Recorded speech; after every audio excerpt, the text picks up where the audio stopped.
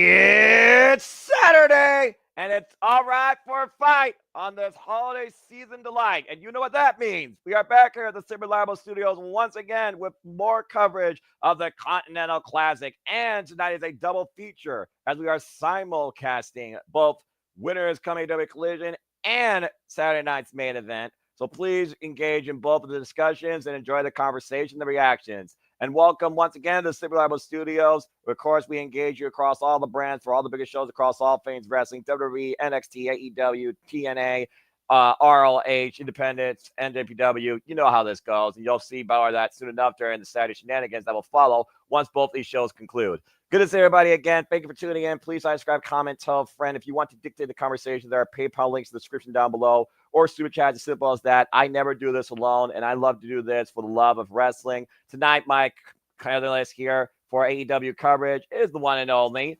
James Hebert. James, good to see you once again. The All Elite Duo is back once together. It's going to be a lot of fun. How you feeling about tonight's AEW Collision? From a match perspective, very good top to bottom card with a lot of interesting matchups. Very much a tournament heavy feel. And a very much a tag team heavy feel as well. And what I assume is going to be the first half of the show is going to be very tag team heavy. So we got a lot to look forward to. So yeah, man, I'm excited. I'm looking forward to it. And, of course, we continue coverage of the annual established now tournament by AEW going in its second run, the Continental Classic. We also have women's action. We will determine tonight who will represent AEW at Wrestle Dynasty in the International Women's Cup, where the winner of that fatal four-way will receive a championship opportunity in their company. So without further ado, I think let's get right into it. Again, we got a stacked card. Continental Classic action continues after what we saw this past Wednesday, where Brody King lost to Ricochet, where Claudio Castagnoli lost to Will Ospreay. We know next week we're getting Darby Allin versus Will Ospreay. Good Lord Almighty. It's a dead heat right now in the Gold League with a three-way tie. But, of course, we also have action from the Blue League. And tonight we have the Beast Mortos versus Kazuchika Okada. And, of course, Kazuchika Okada is the current defending Continental champion. Again, first time ever matchup here. Kazuchika Okada looking to become the ultimate tournament wrestler, beating Mr. August himself. And, of course, talking about Masahiro Chono. Of course, a winner of 3 G1 climaxes. Now looking to win his first ever Continental Classic. A very unique match. Of course, we know Kazuchika Okada was trained down in Mexico by Ultimo Dragon, but the Beast Mortos with that Lucha Libre background, he's been not having the greatest tournament, but he's definitely as a star player, and he could play a huge spoiler here as we're in the heat right now. Kazuchika Okada is literally going into his 4th of 5th match with 4 points, and Kyle Fletcher right now owns this block at 9 points, a perfect 3 for 3. If Okada doesn't win this, you got to consider him probably eliminated. Yeah, it's not been the best run for Kazuchika Okada. This is definitely a far cry from the damn near spotless record he had in the G1 Climax. I don't know how I feel about it. All I know is that you have to give him the win here, and I feel like you're just having, Beast Mortos eat another loss here. It's sad to say, but, we knew some people were going to be losers. Other people were going to win. It might be 50-50 either way. That's kind of the downside of these round-robin tournaments. So, I feel like it has to go to Kazuchika Okada. Like, he's got to be the one to go against Fletcher. Again, I feel like the Elite, as we know it, has pretty much been dismantled. I think Kazuchika's kind of his own man again, which is very interesting and nice to see at this point. I'm going to go with Kazuchika to get the win here.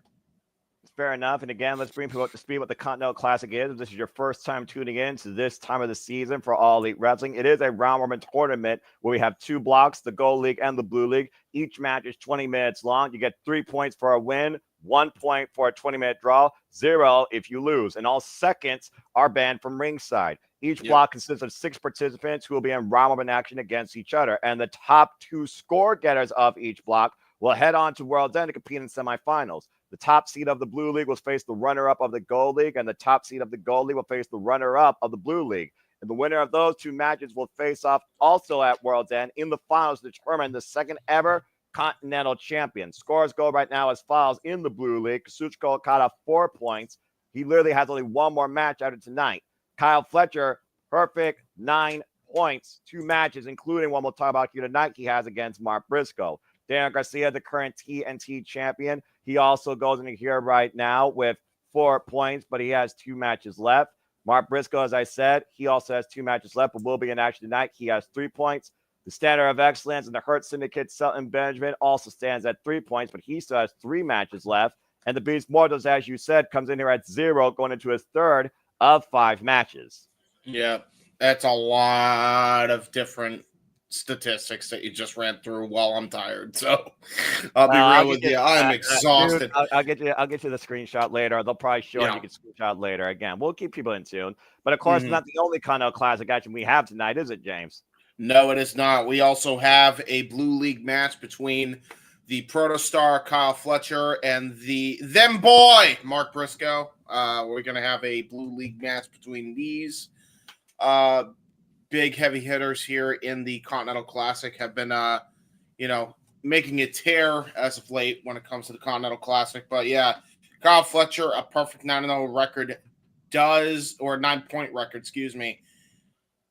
I'm almost wondering if this is kind of a spoiler thing here. I feel like, could we see Kyle Fletcher lose to Mark Briscoe here? I think there's a legitimate possibility to it.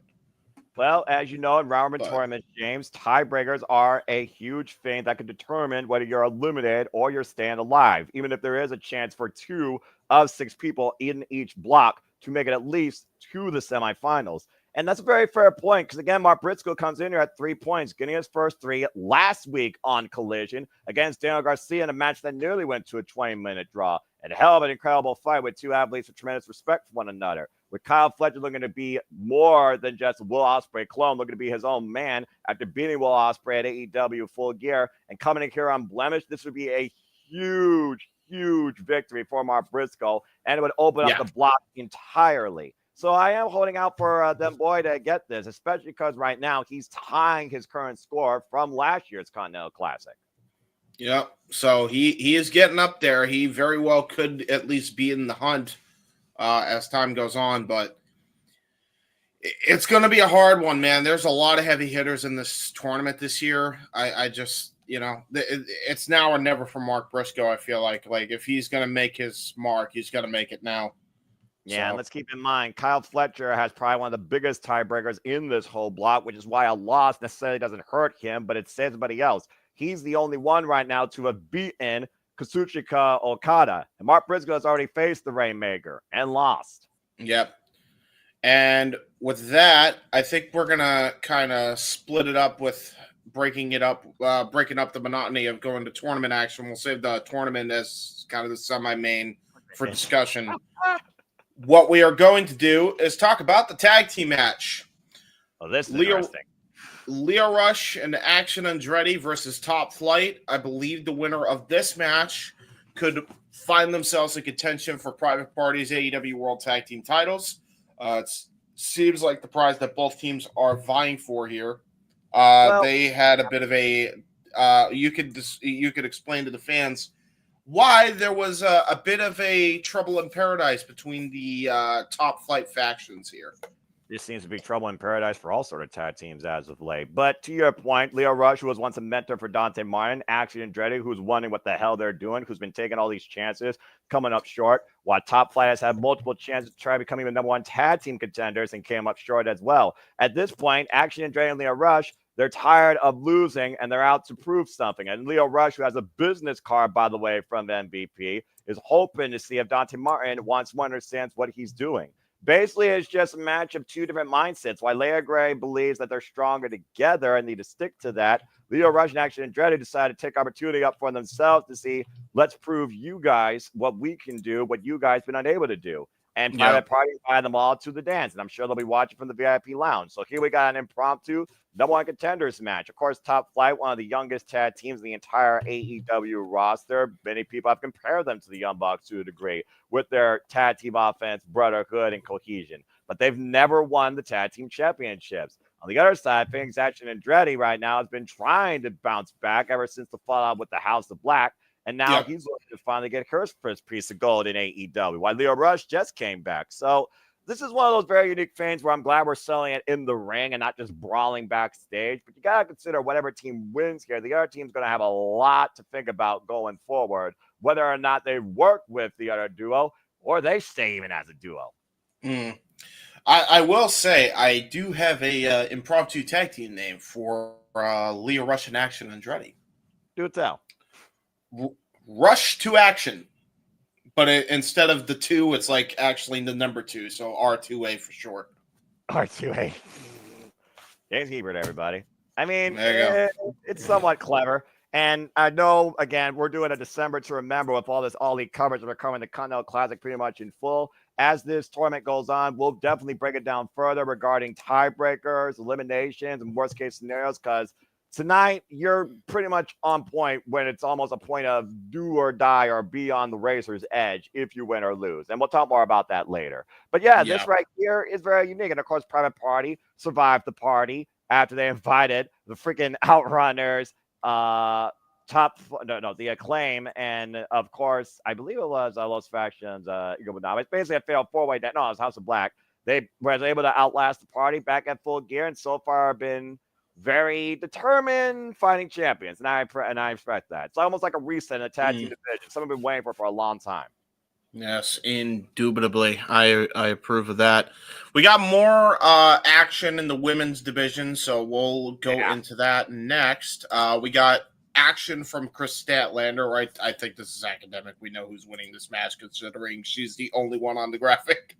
But that, damn it, it's Saturday night. Of course, Chris Statler says she is not done with Mercedes Moné, and she will be watching Mercedes Moné versus Anna Jay very closely this coming Wednesday, calling out the winner for a shot at the TBS Championship. As I said before, Chris Statlander was a tremendous TBS champion who held that title for several months, a Continental fighting champion, but of course grown as both a wrestler and a conscious champion as well. Figured about maybe she pushed herself way too hard than she should have while she held the title. Again, held it for 174 days for losing it to Julia Hart. Wasn't even involved in the pinfall decision after her 15th defense. And of course, Chris Statlander gave Mercedes Moné her toughest match to date in, honestly, the longest time in Mercedes Moné's career, not just in AEW. Even Mercedes Moné acknowledged that herself during the kickoff party to All In Texas. So respect that. So it's one of those things right now where Chris Statlander, she has eyes on the prize where she wants to be the face of TBS come 2025. And I think there's a real big possibility that she can do that. And I welcome it. There you go.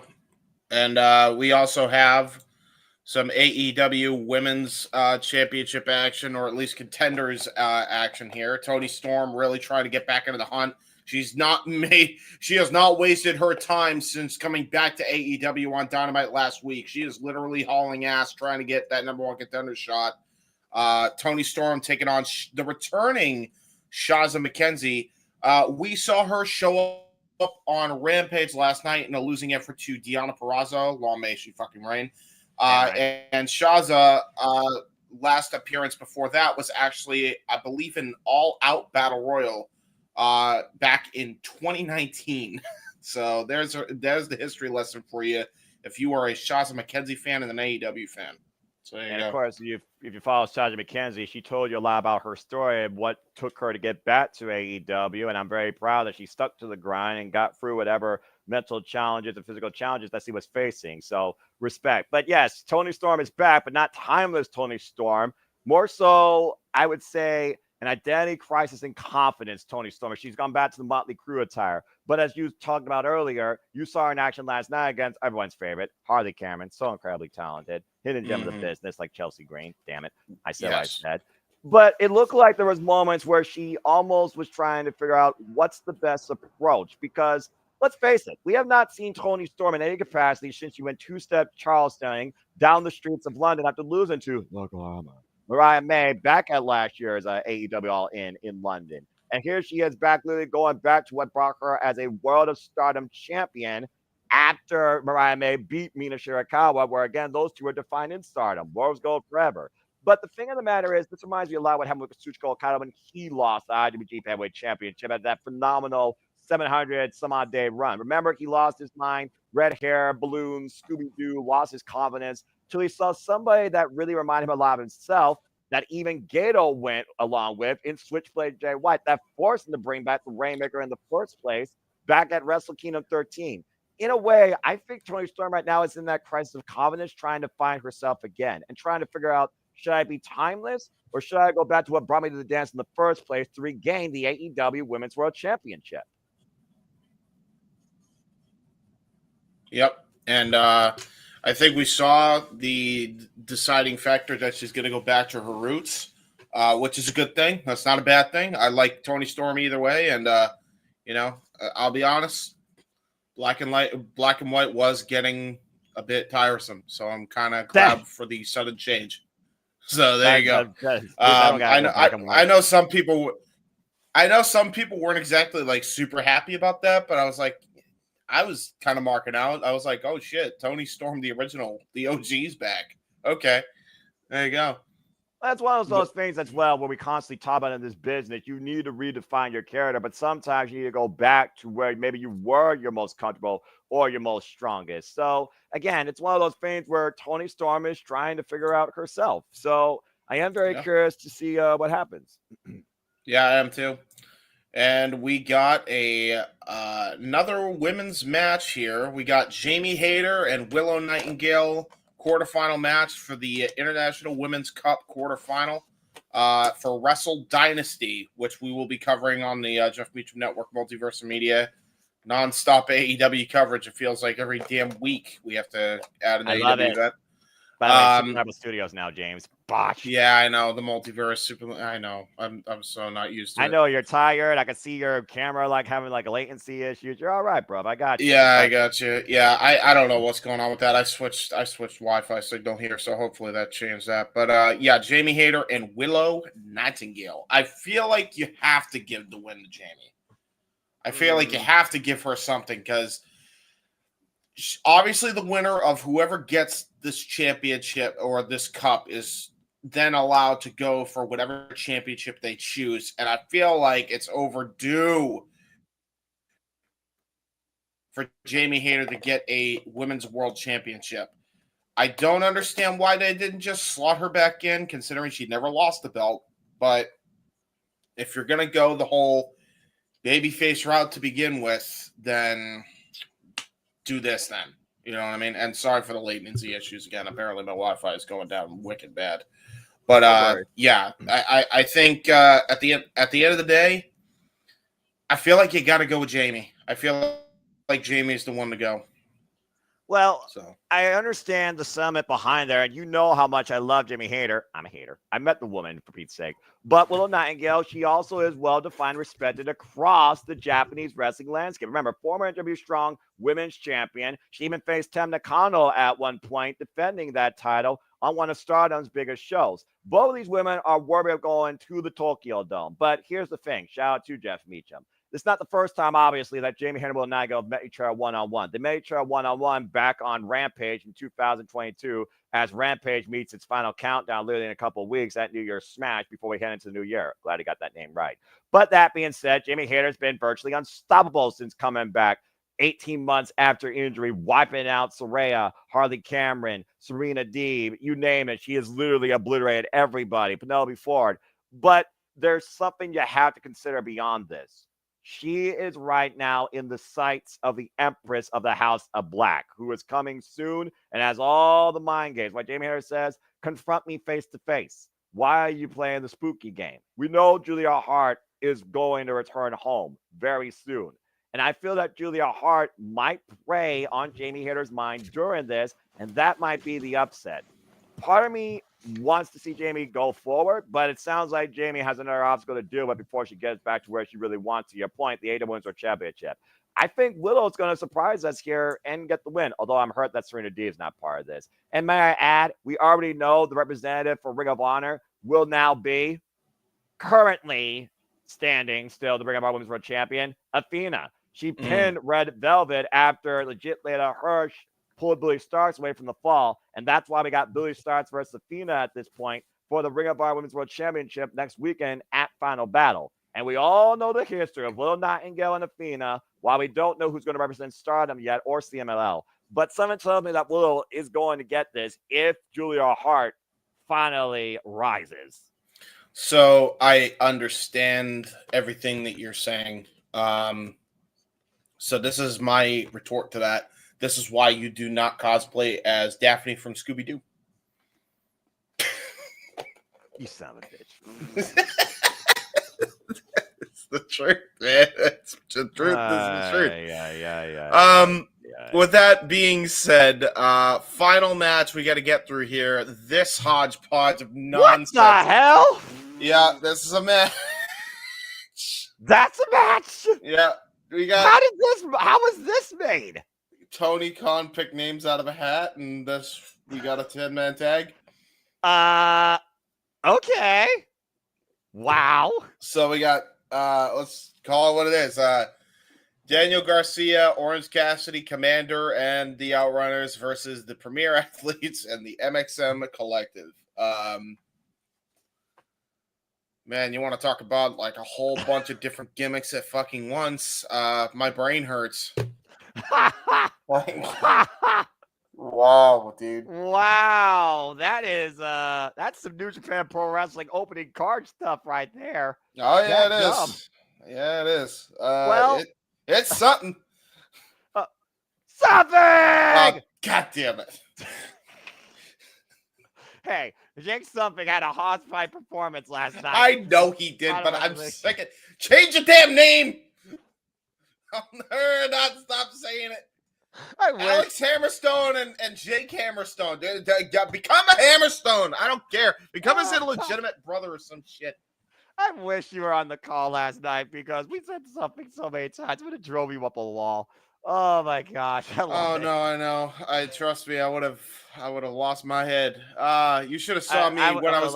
You should have saw me on Rampage last night. I was losing my mind over Harley Cameron's. But gee, I wonder why. For all the wrong reasons. Maybe. James, you freaking idiot. Anyway, okay, let's try to add some context to the 10-person match. I mean, okay, so we know. Okay. Actually, I don't know why. Okay, so I have no idea why the AEW defense trio is involved in any of this. I do know the Premier Athletes are doing F all. The only four guys that I actually know are in a rivalry with each other are the MXM Collection and the Outrunners. As far as I'm aware, they're the only two teams that are actually in a feud with each other. The Premier Athletes and the AEW Defense Squad 2.0, because we already have 1.0. I don't think there is any beef unless there was something they filmed on Dynamite or Rampage for Winter is Coming. No clue, but there you go.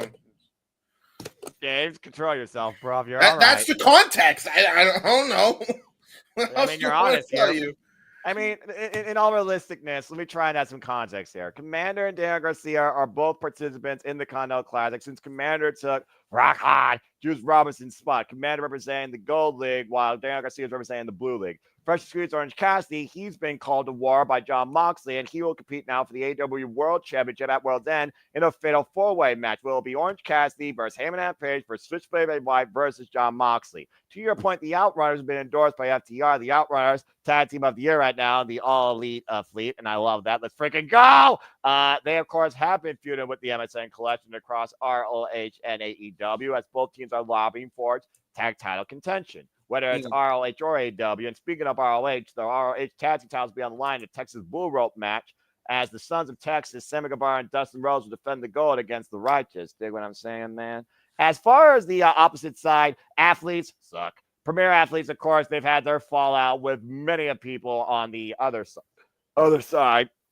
But what I also find interesting is the trio dynamic that's built with Johnny TV and MXN Collection. I wonder if Johnny TV will be in their corner, especially since Johnny TV, as of late, he's been on the losing end to Daniel Garcia and Orange Cassidy and has been trying to get rid of his abs by eating carbs, and MXN Collection says don't do that. So it's one of those things right now where I look at, you got Continental Classic preview as far as maybe who you should follow. You got Orange Cassidy, who once again is just doing whatever. And then you got the Outrunners, who's become everyone's favorite tag team on Collision. So it will just be a fun multi-person showcase. Not even faction warfare like New Japan Pro Wrestling. It's literally just going to be a hodgepodge 10-man clash. I mean, hey, sometimes you got to have a holiday smash, you know? Yeah, there you go. Yeah, I picked the babyface team to win. So there you go. Somehow. Or we'll just go back to what we did last time on Dynamite, and then we'll just end the DQ again because Jon Moxley hates everything, kosher. You know, that's true, actually. I didn't figure about the Jon Moxley factor, but you wonder if Jon Moxley actually cares about this, because the only obstacle right now that stood between him and his AEW is Orange Cassidy. And Orange Cassidy, he's already been called to World's End. So we'll see. Yeah, we'll see. What we will also see is all the other stuff coming up on the watch-along schedule. So, ladies and gentlemen, in case you do not know, here is what else is coming up on the Simply Reliable Studios watch-along schedule. And now for a taste of things to come.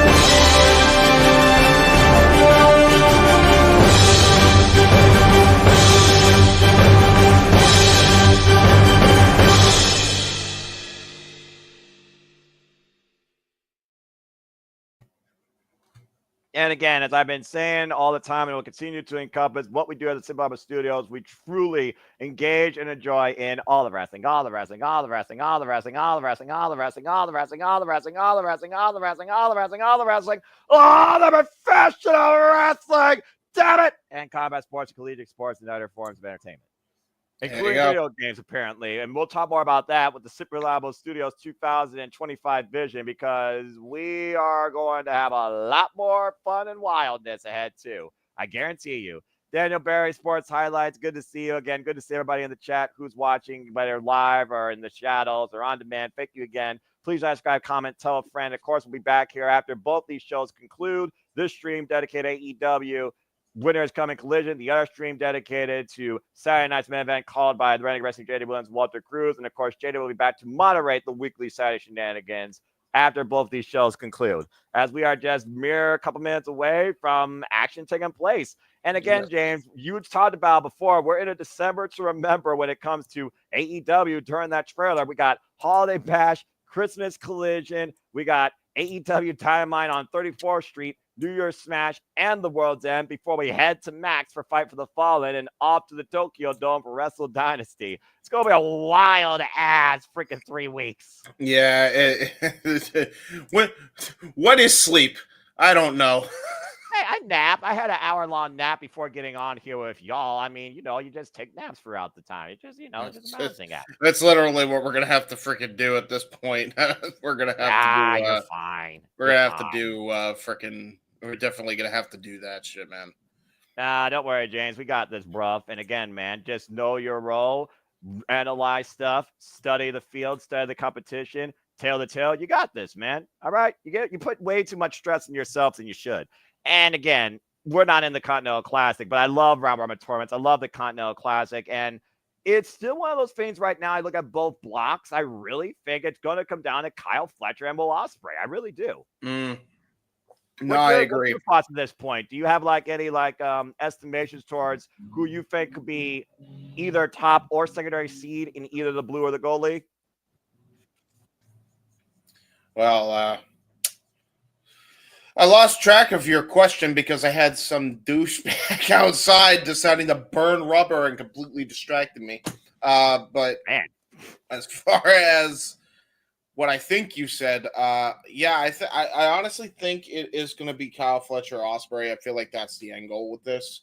I originally thought it was going to be Ricochet Ospreay. I really thought they were going to set that up, but they may be saving that one-on-one rematch for later down the line. So we will see what happens there. But we are seeing previews of what happened on Dynamite last Wednesday. So yep. Will Ospreay catching Claudio Castagnoli off guard with a cross jackknife leg cover, and Claudio looking for damage post-match. Darby Allin coming for the save, who not only has a vendetta against the Death Riders. Darby Allin will go at one-on-one for the first time ever against Will Ospreay next week on Holiday Bash as we go backstage to Will Ospreay after Dynamite last week.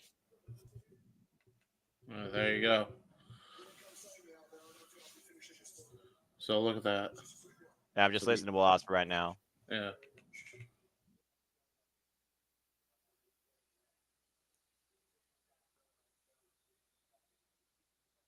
Got a feeling.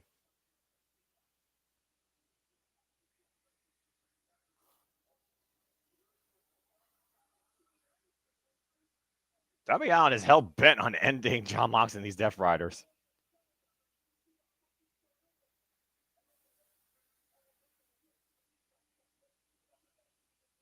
No, it does not happen to Will Ospreay very often. Lose on 2 back-to-back pay-per-views.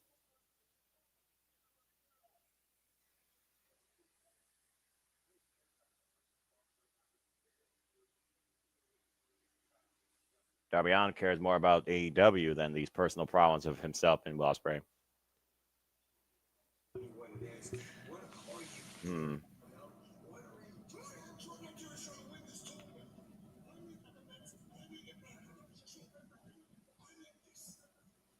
Momentum versus motivation. The story of Will Ospreay and Darby Allin.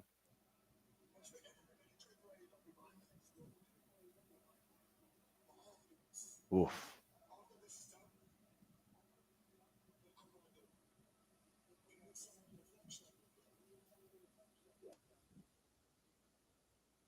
Well, I can appreciate Will Ospreay focusing on the task at hand, but I also can appreciate the fact that he's willing to go to war with Darby Allin once it's all said and done.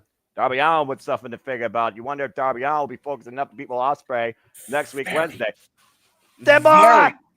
Very good segment, by the way. Very good segment. Yeah, it literally. First off, we gotta listen to Mark Briscoe because that boy, he always hyping up everything. He is screaming. Well, I mean, what else do you expect from Mark Briscoe? The word of the day is motivation.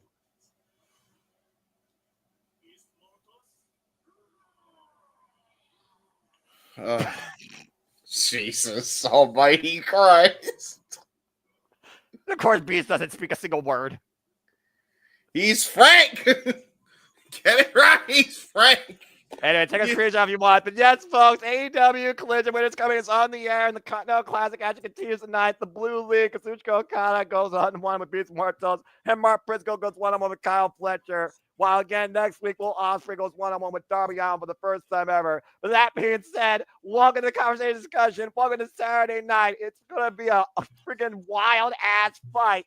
And once again, you know what that means. AEW is live and on the air for Winter is Coming. It's here.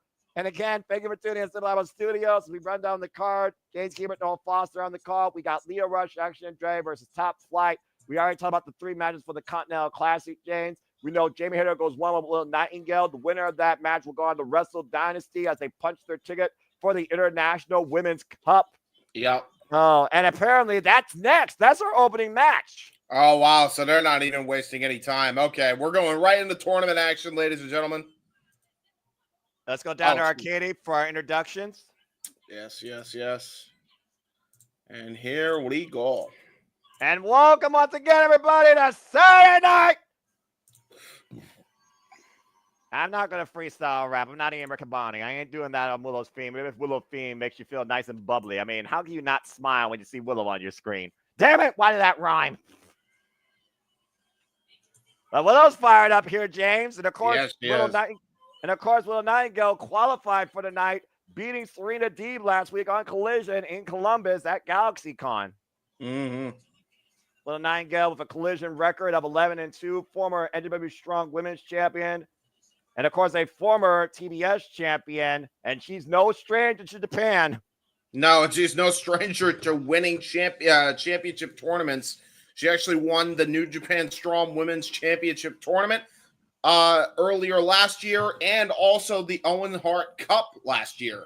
So she is not a stranger to winning tournaments like this. She has got a very, very clean record when it comes to making history in tournaments like this.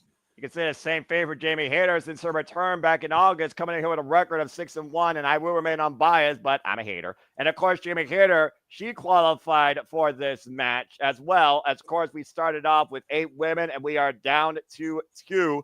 Jamie Hayter, of course, was able to defeat Queen Aminata on Thanksgiving Eve Dynamite to punch her ticket here to this quarterfinal match. Arguably one of the strongest powerhouses here in the women's division with that ripcord lariat, the Haterade versus the Doctor Bomb. And again, folks, we'll be covering Wrestle Dynasty from the Tokyo Dome Sunday, January 5th. Nice handshake here to kick things off. Referee Stephon Smith for this match. Yep. Ooh, nice headlock takeover there by Willow Nightingale. But the thing is, though, James, we talk about the unorthodox style of Willow Nightingale. We talk about the power of Jamie Hayter. Both these women coming in with the same drive and motivation. You almost wonder, where is the weakness in either person's game here?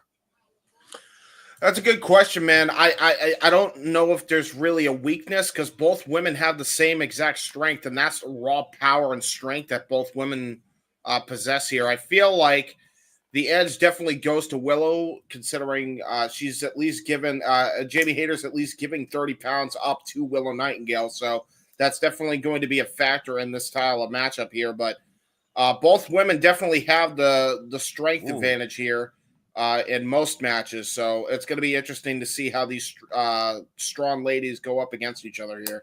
This is our first singles encounter, particularly, folks, since 2022, and Jamie Hayter won that night. And off the ropes, nice shoulder block, and Willow barely moves. A little bit of a flexing. And by the way, when she beat Willow Nightingale, she was actually the AEW Women's World Champion. And of course, Willow Nightingale, like you said, former TBS champion, former International Women's champion. Jamie Hayter, former AEW Women's World Champion, lost that title to Toni Storm and was out 18 months with an injury. You know, both women also winning gold across the globe as well. Former Joshi champion in Jamie Hayter's own right. And then Willow Nightingale is a former CMLL Women's World Champion. So both women have a championship pedigree. Ooh, nice cradle there. Cradle. Oh, it's the cradle, small package. 2 count. Almost got her there. And again, well, that's what we're talking about. That was rough. I mean, you did say, again, these women are full-on impactful. Whip for the hip toss. Jamie Hayter blocked it, though. Shot to the midsection. Turn her around. Possibly test the strength for her again. Maybe looking for a backslide here. Yeah, good luck with that. I was about to say, good luck with that. That was not going to happen. Well, Willow got it. Shoulders down. 2 count. Both women still locked up. And now both women really struggling for position here, jockeying for position. And again, the grip. Shout out to Rhea Oro, by the way. The grip, of course, his finisher, that freaking lariato. And again, both women. Jamie Hayter sent up and over, though. Catching Willow Nightingale. Nice cover for a 2 count. I thought she was going for a guillotine there. Instead, just captured the head for a near fall. I think it was a guillotine, and then she turned it into a small package cradle. That was innovative. Oh, nice job. And Robert Cortez, good to see you. And yes, indeed, we cover everything, including AEW. Now both these women are going to test their might. Mortal Kombat! Sorry. That's fair. Oh, God. Wow. Now we went from Mortal Kombat to fucking Fight Haven. Holy shit. And again, both these women ain't going to give up an inch here. They know what's on the line here. A ticket to Wrestle Dynasty. Kick to the midsection. Clement shot to the back by Jamie Hayter. Yeah, for Willow Nightingale, it's a chance to make history yet again and win yet another championship winning tournament. And for Jamie Hayter, this is a match she desperately needs to win in order to advance and try to get her shot back at the AEW Women's World Championship. And here are those knife-edge chops. Golly! Brutal chops by both women here. Again, neither of these women are letting up on the chopping game here, trying to wear each other's chest out. Still to come tonight. Continental Classic action. A tournament is in the air. That is the Phoenix night on Collision. Beast Mortos with Kazuchika Okada. Kyle Fletcher versus Mark Briscoe. Those are both matches in the Blue League of the Continental Classic. And then we got a 10-man tag team match to come as well with Orange Cassidy, the Outrunners, Daniel Garcia and Commander versus MXN Collection and the Premier Athletes. Just a wild hodgepodge of nonsense tonight. They're the Island of Misfit Toys, apparently. Yeah, exactly. And then here we Jamie go. Hayter Jamie up Hayter. and over! Wow! Whoa!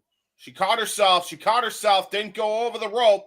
And blocked that shot from Willow Nightingale. Now both Willow and Jamie Hayter on the apron. Dangerous. Oh, no. Wait a minute. DDT! Oh, that was a rough landing on that DDT. What? Uh-oh. Oh, shit. The lights went out. Yeah, lights went out. And you gotta imagine that's Jamie Hayter playing mind games. Julia You Hart gotta made imagine. spot. Or I'm Yeah, sorry, not Jamie Hayter. warned you Julia about that. Hart. I Yeah. warned you about that. We saw the vignette and we saw that arrow shot at a picture of Jamie Hayter by Julia Hart. Rolling senton from the apron while it's Hayter on the outside.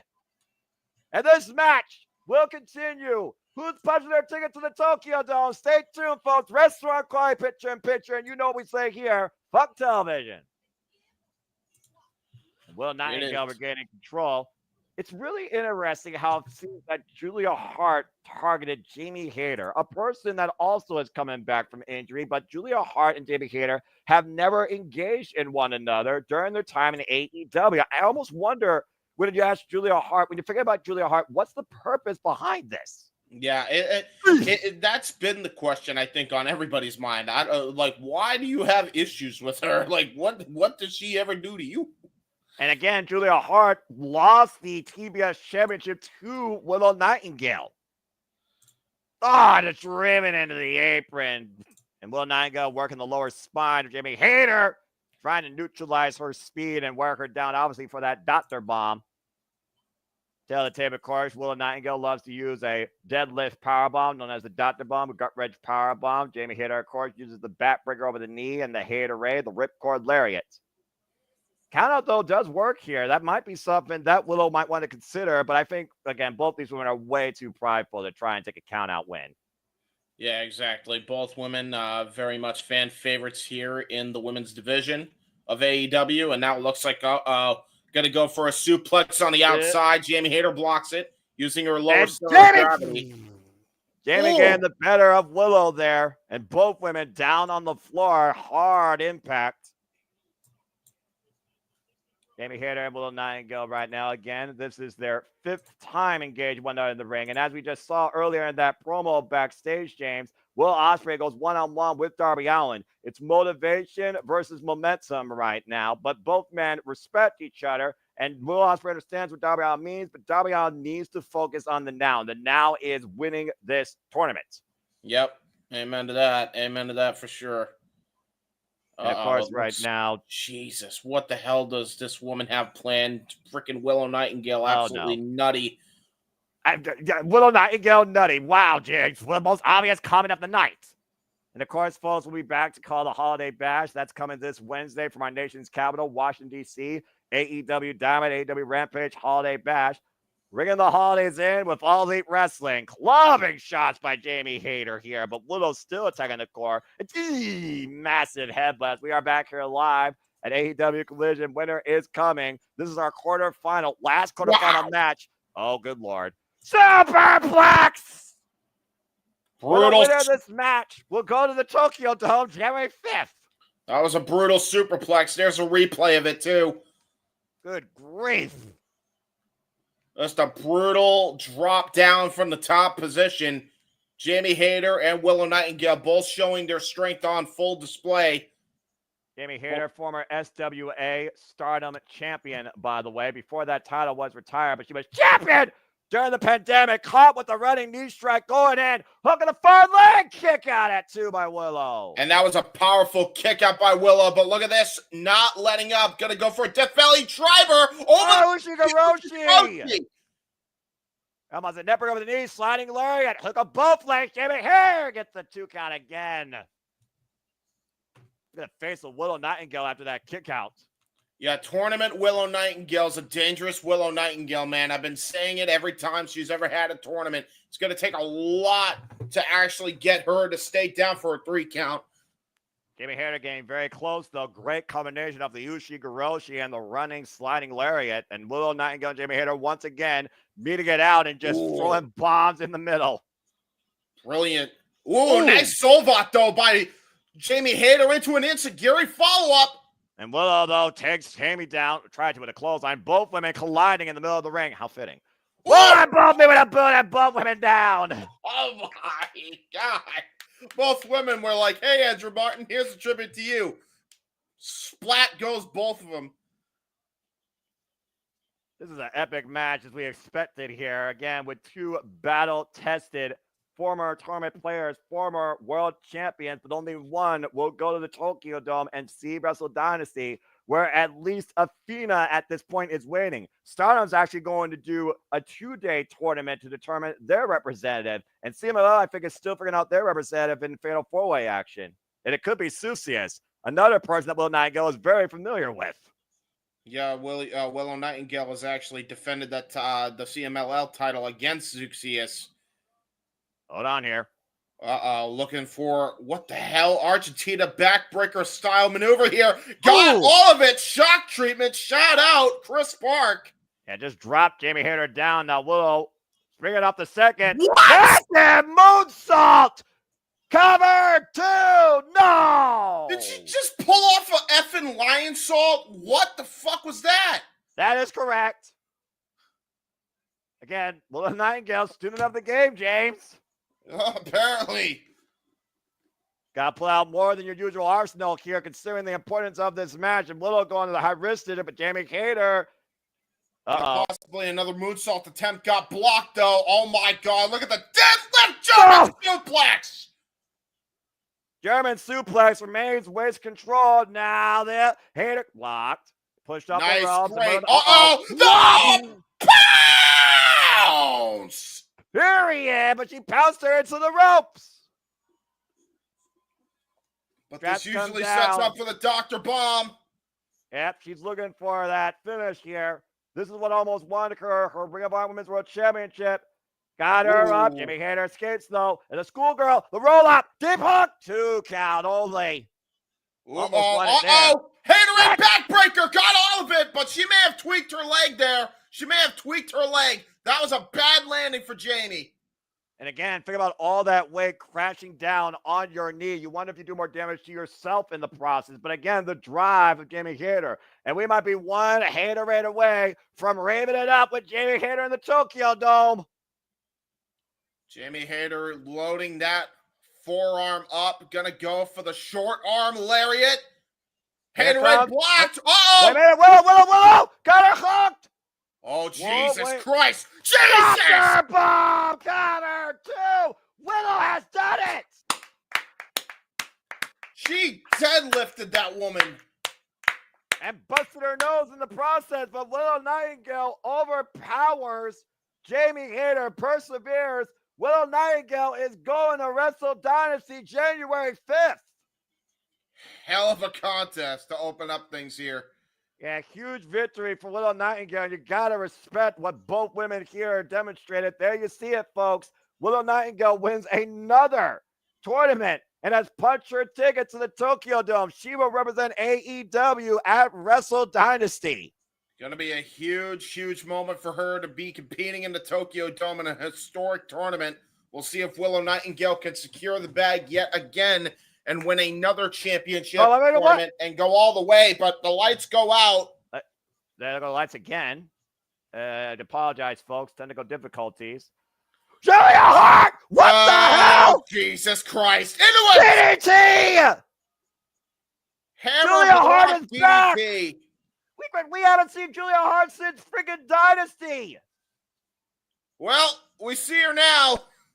The Empress of the House of Black has risen and has taken out her first target. Man, she's coming back with a hell of a focus here. Again, Jamie Hayter said, you're going to do it. Do it to my face. Well, she did. Julia Hart is back in AEW. And Jamie Hayter, say hello to the House of Black's Empress. Good luck fighting this nightmare. She's not a nightmare to me, but that's a conversation for a different day. Well, as we continue moving forward here with some sense, still to come tonight, of course, the Continental Classic will continue. There is the updated Blue League. Again, Okada with 4 points. He goes 1-1, beats Mortos, who has 0 points. And, of course, Kyle Fletcher leads the block at 9. Kyle Fletcher goes 1-on-1 with Mark Briscoe. If Mark Briscoe doesn't win here, Mark Briscoe will be eliminated. Yeah, he is going to be in the elimination seat for sure. It's basically make or break for Mark Briscoe tonight. And coming out next, the Beast Mortos goes 1-on-1 for the first time ever with Kazuchika Okada. And of course, James, this tournament will culminate at World's End before a new year begins. But we got to consider what that world will look like if it is still led by Jon Moxley. Is that Flair signaling for something greater? We'll find out potentially Saturday, December 28th from Orlando, Florida, AEW's final pay-per-view of the year, World's End. I gotta tell you, man, this Dodge Ram commercial looks different. It does, kind of. As we got a full commercial break here, let's go ahead and see again now what we can pose ourselves here. Well, James, we're wondering when she was going to rise. She rose. Good grief. Yes, she did. She rose from her nap, and it was a bad nap. She was angry. Julia Hart has come home. Yes, she did. And congratulations again to little Nightingale. She joins Athena now in the 4-way International Women's Cup at Wrestle Dynasty January 5th. Still to be determined. The representative from Stardom and the representative from CMLL, I believe. And again, I hope everybody's enjoying the coverage so far. As of course, we are casting here AEW Collision Winner is coming. On the other side, System Baba Studios, they are, of course, covering Saturday night's main event. Shout out to Walter Cruz and JJ Williams. As of course, we keep you in tune across all the biggest shows and pay-per-views and specials across all things wrestling. Shout out to AEW family, whether it's WWE, NXT, AEW, TNA, ROH, NJPW, or independent wrestling, along with other forms of combat sports, collegiate sports, and other entertainment. Hope you all enjoy the ride. Whether you're here for the first time or continue to ride along with us, please like, subscribe, comment, tell a friend. PayPal links in the description down below. Support my friends, support their passions. And if you want to dictate the conversation, Super Chat is as simple as that. As we got a moment to breathe, I encourage you all to go get a drink and get ready for Continental Classic to continue. Can the Beast Mortos beat Kazuchika Okada, or will Okada take 3 points closer to once again try to become the best tournament wrestler ever? Beach. Beach, yeah. Can you imagine Beast Mortos Kazuchika Okada having a promo? It would just be literally grunts, and he would just end with the word bitch. And Beast Mortos, he would just respond the usual way. I don't know, man. All I know is if I need anybody to do my taxes, I'm calling Frank the attorney. That's all I'm doing. I don't know necessarily he's qualified to do that, James. Yes, yeah. Well, according to the rumors, apparently Beast Mortos' day job is that he actually does speak English, and he is, in fact, a law attorney, and he knows how to do taxes as well. So you're telling me Beast Mortos knows how to say more than one grunt? Yes. Okay, fair enough. From what I understand, it's like 297 grunts, but I'm still trying to get the clarification on that one. Just all you need to know, folks, is just call him Frank. Just call him Frank. Good grief. Again, Jamie Hayter, a hell of an effort, but ooh boy, now she has a whole different obstacle to deal with on her way trying to get to the AEW Women's World Championship. And the former TBS champion, Julia Hart. Very astute observation for sure.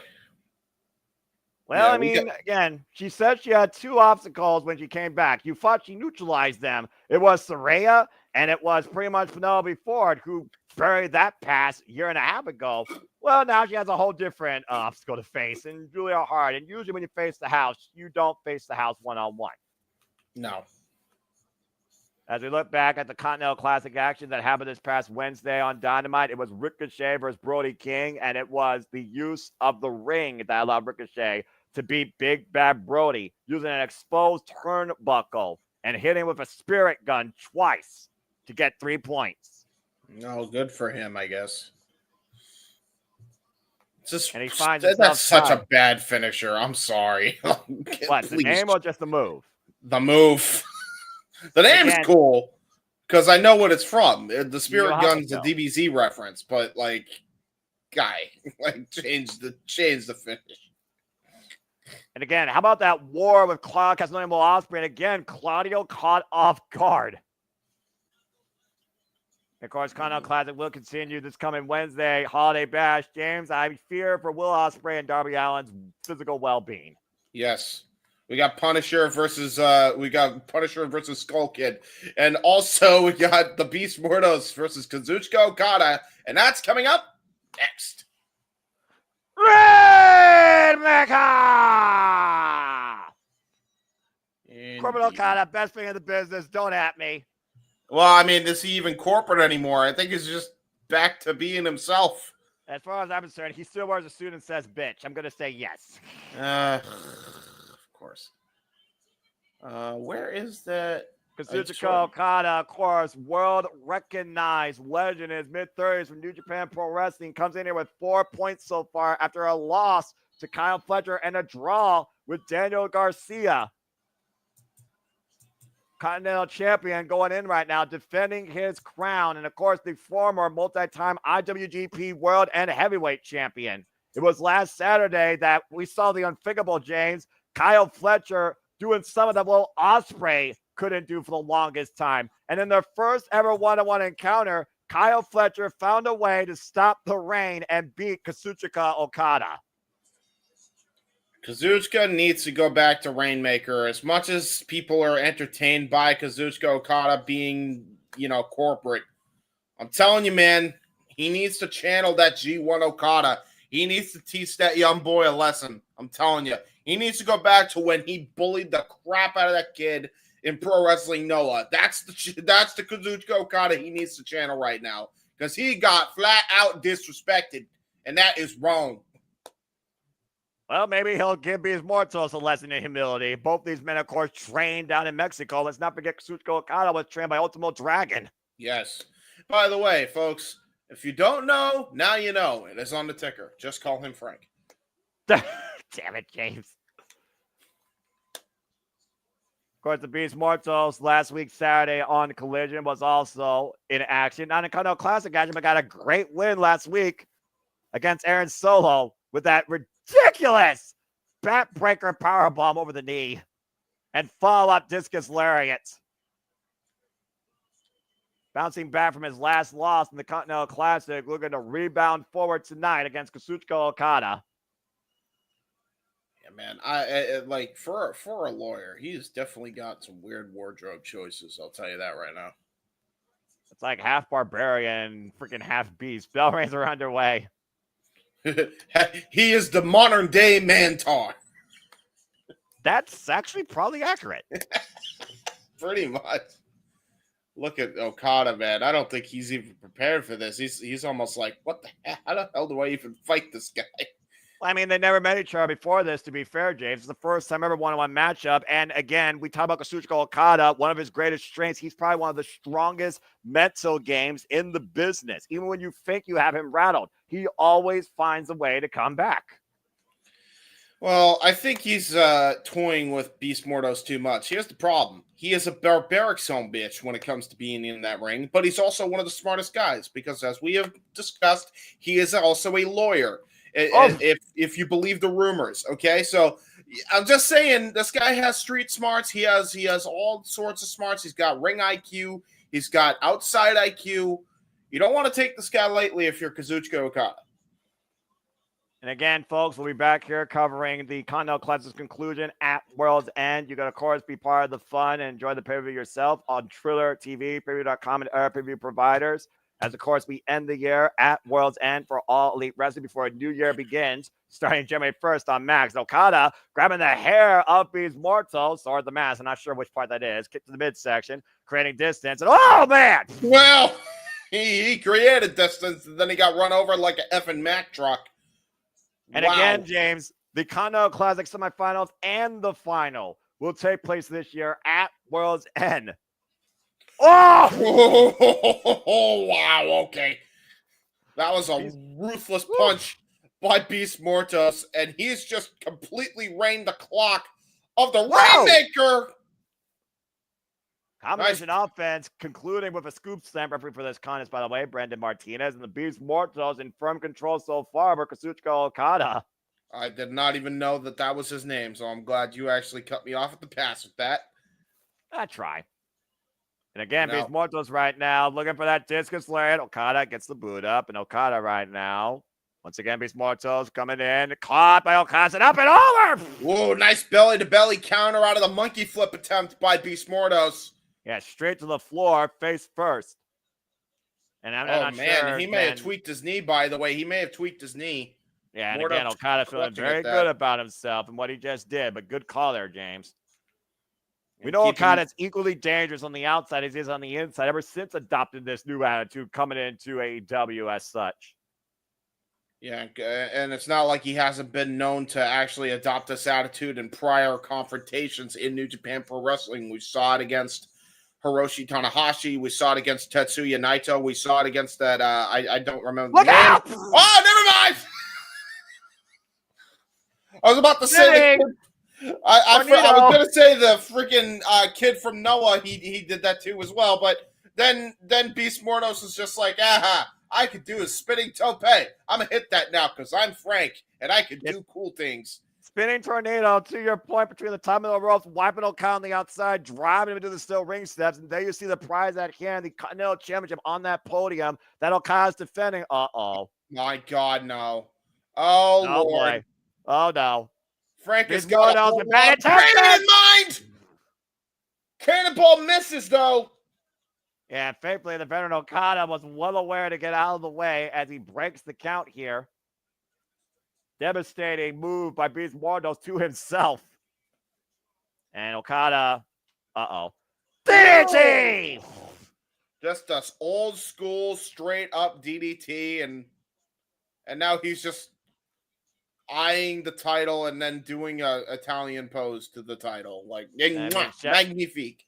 Chef's kiss. And this match will continue, folks. In Restaurant Quality Picture-in-Picture, Fuck Television. Again, Kazuchika Okada tonight goes into his 4th of 5 matches. If he wins tonight, he goes up to 7 points. Beats Mortos in his 3rd of 5 matches. Coming in here with 0. But if he beats Kazuchika Okada, he will officially eliminate the current reigning Continental Champion. At least from being the top seed. As far as secondary seed, the jury is still out there. Because, again, it's the top 2 score getters that go to World's End. Yep, and they actually get switched around to fight the opposing sides. I believe the person in the Gold League, the top guy in the Gold League, fights the runner-up in the Blue League. So that's how they're doing it this year. Correct. DDT! Again! That was a great DDT. Cover! 2 count. Yeah, man, he spiked him on his damn head. Yeah, he did. Or horns, whatever. Yeah, well, considering he's half man, half beast, I mean, yeah, on his horns, you know. But, it's one of those things, to think about. And again, the winner of the Continental Classic will have to win 2 matches in one night this year. Of course, last year's winner was Eddie Kingston, who beat Jon Moxley at World's End to become the first ever Continental Crown Champion. And he lost that title to Kazuchika Okada, who arrived in AEW earlier this year. Nice forearm shiver there by Kazuchika Okada. We've seen those in the past. Again, folks, it's a round-robin tournament, 20-minute time limit, 1 point for a draw to each competitor, 3 points to the winner, 0 for the loser. All seconds are banned from ringside. And this is where Okada is most dangerous, as, of course, Okada loves to test his mental against his opponent where he lets them hit him. I can only imagine what's happening now as we got a full commercial. So, again, fuck television. So, as we got a full commercial break here, again, for those that don't know, Kazuchika Okada, he was trained by Ultimo Dragon down in Mexico, also alongside Rocky Romero. He led Chaos after taking that over from Shinsuke Nakamura. He was also trained by Blue Justice, Yuji Nagata, a former 6-time IWGP World Heavyweight and Heavyweight Champion, where one of his reigns lasted over 700 days. Lengthiest run in New Japan history, one of the lengthiest runs in that entire promotion. And again, he also is a former trios champion, never overweight 6-man tag team champion alongside, to your point, the ace of New Japan, Hiroshi Tanahashi, and the Stone Pitbull, Tomoyoshi E, for over 260 days. His only other non-world title accolade. Mm-hmm. And we are back here at the Blue League as the Continental Classic continues. And Okada right now took a heavy shot to the midsection. Beast Mortos trying to capitalize here. Okada, though, once again. Yeah, great shoulder thrust there by Kazuchika Okada to put him into the corner. The Beast Mortos still fighting back, though. Okada caught with an elbow strike. Caught a big boot, trying to run in. And Beast Mortos with a reverse sling blade. Yeah, almost like a variation of the Kotaro Crusher. Oh, boy. Beast is fired up again. Okada in a vulnerable position. Whoop. That's underneath the clothesline. Still by. Ooh, nice spin kick in one knee strike into a spinning back elbow. Are you kidding me? A neck crank. Combination offense by the Beast Mortos. You know, a lot of people don't give a lot of credit to the Beast Mortos just because of how overexposed he is, but he is one of the best in the world. Nice tilt-a-whirl backbreaker. To your point, another tilt-a-whirl backbreaker. We talked about how multidisciplined the Beast Mortos has been. We've seen it in Ring of Honor. We've seen it in AEW. We've seen it in TNA when you remember Black Taurus, and now he's got Okada trapped and dropped down on the knee. This fall of humanity backbreaker. They're like, hug, 2 count only. Brilliant, brilliant cover, too, using all of his weight to press down on Kazuchika Okada. He had to literally dig down the well to kick out of that one. Well, we know how much pain Okada can take. Remember, this guy's endured wars with the likes of Tomoyoshi E, psychological warfare with Switchblade Jay White, a rivalry for the ages with Kenny Omega and Hiroshi Tanahashi. Yeah, and he's had more than just those as long-standing rivalries in that promotion in New Japan as well. Massive headbutt by Beast Mortos to Okada. Yeah, brutal headbutt, in fact. What the hell is this? Up the top rope. Up and over, Okada gets out of the way, and Okada taking Beast Mortos out with a flapjack. Vintage Okada with that flapjack. To your point, Kazuchika Okada has been involved now in nearly 1,800 matches. Yeah, Beast Mortos might have had that mass jam right up his nose, by the way, because I think he actually just clutched at his face. That was a hard landing for Frank. Fans are chanting for Beast Mortos here. Clearly, again, he's garnered the respect of the AEW faithful, and now might be looking for the money clip. Yeah, we've seen him implore this in his recent years in New Japan, and now here in AEW, he's utilizing the money clip to try to submit Beast Mortos, but Beast Mortos is not one to be trifled with the submission. Great snapmare takeover. Beast Mortos once again looks for the claws on Okada, though, being able to punch. Elbow strikes now. Both men exchanging. Combination offense in the middle of the ring. Oh, my God. Wow. Okay. Oh, and Okada meets him in coming elbow. Massive headbutt. Both men down. Jesus Christ. Both men. A heart stopper. Wow.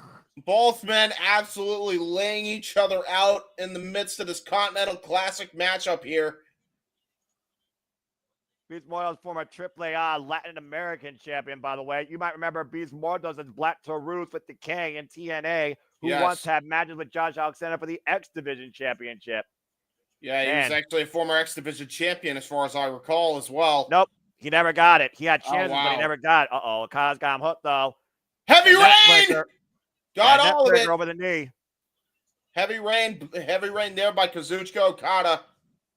And again, Okada back in control, hoisting up the Beast Mortos. Big scoop slam. We all know what that usually follows up with. Gonna go for that big diving elbow drop. We saw Danielson's arm get broken over this. Oh!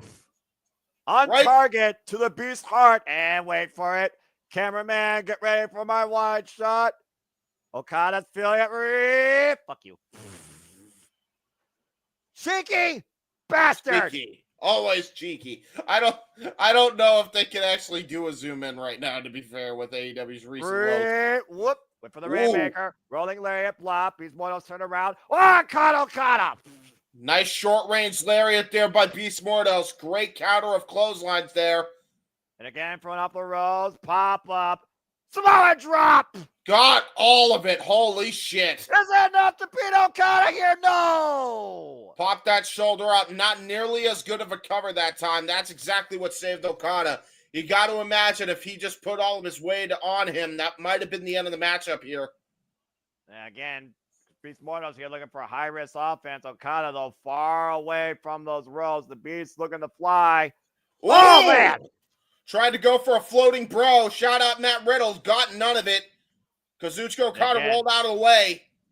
Got both boots up as Beast Mortos was running in. Okada, though, catching with a single boot. Beast Mortos again knocking Okada sideways.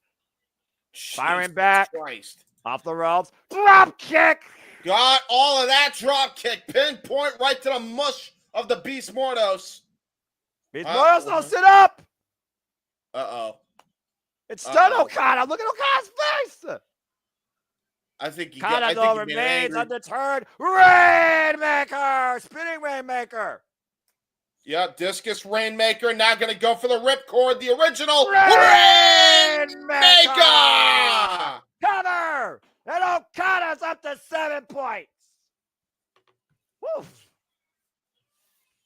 I earned that one, James. Yeah, he sure as hell did.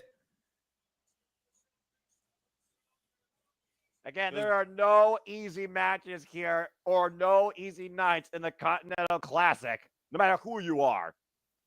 Hell of a matchup between both competitors. Let's go ahead and take a look at the updated leaderboard here, James. In the Blue League, Okada now goes to second place with 7 points with only one match remaining against Shelton Benjamin, while Kyle Fletcher has a chance to go to 12 and could be literally unstoppable as the top seed. It's going to be a hard matchup for Benjamin, man. Benjamin knows how tough Kazuchika Okada is. Do not get it twisted, folks. And you know, Benjamin, former member of Suzuki Goon. Yeah, and don't get us wrong, man. As great as he is, as great as Shelton Benjamin is, he has not defeated a guy the likes of a Kazuchika Okada. So it's gonna be rough. It's gonna be a rough going for him, I think. Speaking of rough goings, this past week, Wednesday night, we saw the Glamour Ryan May beat her sister from Stardom, Mina Shirakawa, while Ghost from the Past, in her original form, returned home in Motley Crue, Tony Storm. Even Thunder Rosa was like, what the fuck? Yeah, I'm not a fan that she was just holding signs, though, I got to be honest with you. With that in mind, let's go down and return to the ring as Women's Division continues, and it's time to rock with Tony Storm. And there is the updated graphics, by the way. There's the updated leaderboards for the Blue League. Tony Storm with a 2024 singles record of 18-1, the only one being that loss to the Glamour Mariah May at All In, as the fans welcome Tony Storm back home in full color. You talk about last night, James. You were covering the match that she had with Harley Cameron on her way back in. As tonight, she goes one-on-one with a returning Shazza McKenzie. Good to see her back on the screen. Well, I'm glad she had her own fair share of problems in her career and herself. Bell rings are underway. Referee Bryce Rensburg for this contest. You will notice, by the way, that she is actually wearing a sleeve. She was not wearing that last night, by the way. She was not wearing that sleeve before until that Venus de Milo got applied to her. So you got to imagine that has to be a prime target there for Tony Storm to go after. And again, Tony Storm, former AEW Women's World Champion, 3-time AEW Women's World Champion. Of course, the longest run, why she was timeless. Nice dropkick fall up there. And we talk about Tony Storm, such an experienced vet of the game, heavily accoladed across Stardom, NXT UK, Australia. One of the brightest wrestlers to come out from down under. Nice snap suplex there. Yeah, former Wonder of Stardom champion, former NXT UK Women's World Champion, former AEW Women's World Champion. WXW Women's Champion, World of Stardom Champion, Progress Women's Champion. To your point, uppercuts here, backslide attempt though by Shasha. This would be huge here for Shasha to get a pinfall on Tony Storm. Irish whip reversal, nice handstand escape. Speaking of championships, this Wednesday will be Mercedes Moné versus Anna Jay for the TBS title, where Chris Statler awaits the winner, and Shelton Benjamin goes one-on-one with the Beast Mortos, while Will Ospreay goes one-on-one with Darby Allin. All this Wednesday on Holiday Bash Dynamite. We will also hear from MJF, who now knows he has to defend that ring against Adam Cole at World's End. Nice German suplex. Oh, shit. Well, I think it was nice of you to come, Shaza, but you're about to get a little Sweet Cheeks music. And she's rocking that hip attack in the corner this time. And now looking to hook her up. Star Zero! Pile driver right on the fucking canvas. That's it. It is academic. Toni Storm finding herself once again, to your point, James, another timeless moment. And Toni Storm is like she's going to grab a mic. Personally, I've always loved this version. We're going to hear from Toni Storm.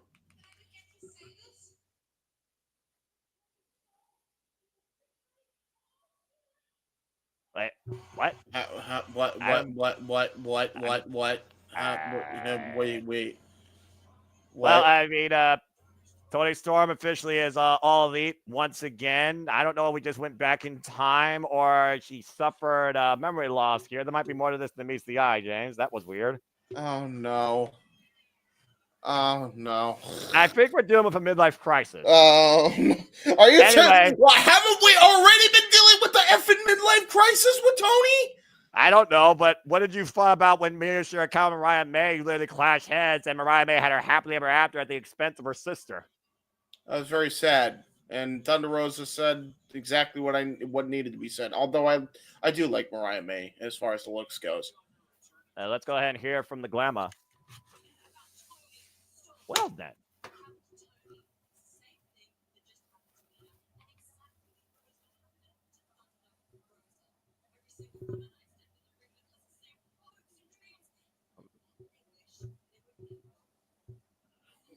Wow, okay. I don't know about that there. I think they're happy to be born. They're happy to be a part of this life. But okay there, Mariah. Whatever floats your boat, I guess. At the end of the day, Mariah May is going to continue to do what she needs to do for anybody that tries to take away that title from her. No matter if it's Toni Storm, Thunder Rosa, or Mina Shirakawa, or anybody else. Name a time, name a place, and I will end your life there too. Unlike most champions, Mariah May is willing to put her title on the line and willing to be tested and just waiting for people to step up. Everyone has a dream, but there's only one reality, and that reality is the Glamour Mariah May. As we go backstage with the man now, Thunder Rosa. Always look behind your back.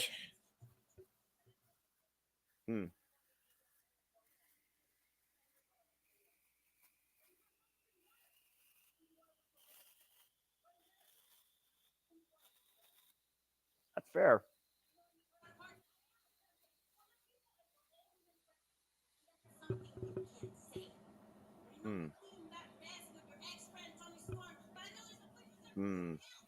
All right. Wait, what? Oh, Jesus Christ. James? Oh, Jesus Christ. Yeah, I think Toni Storm lost her marbles a different way.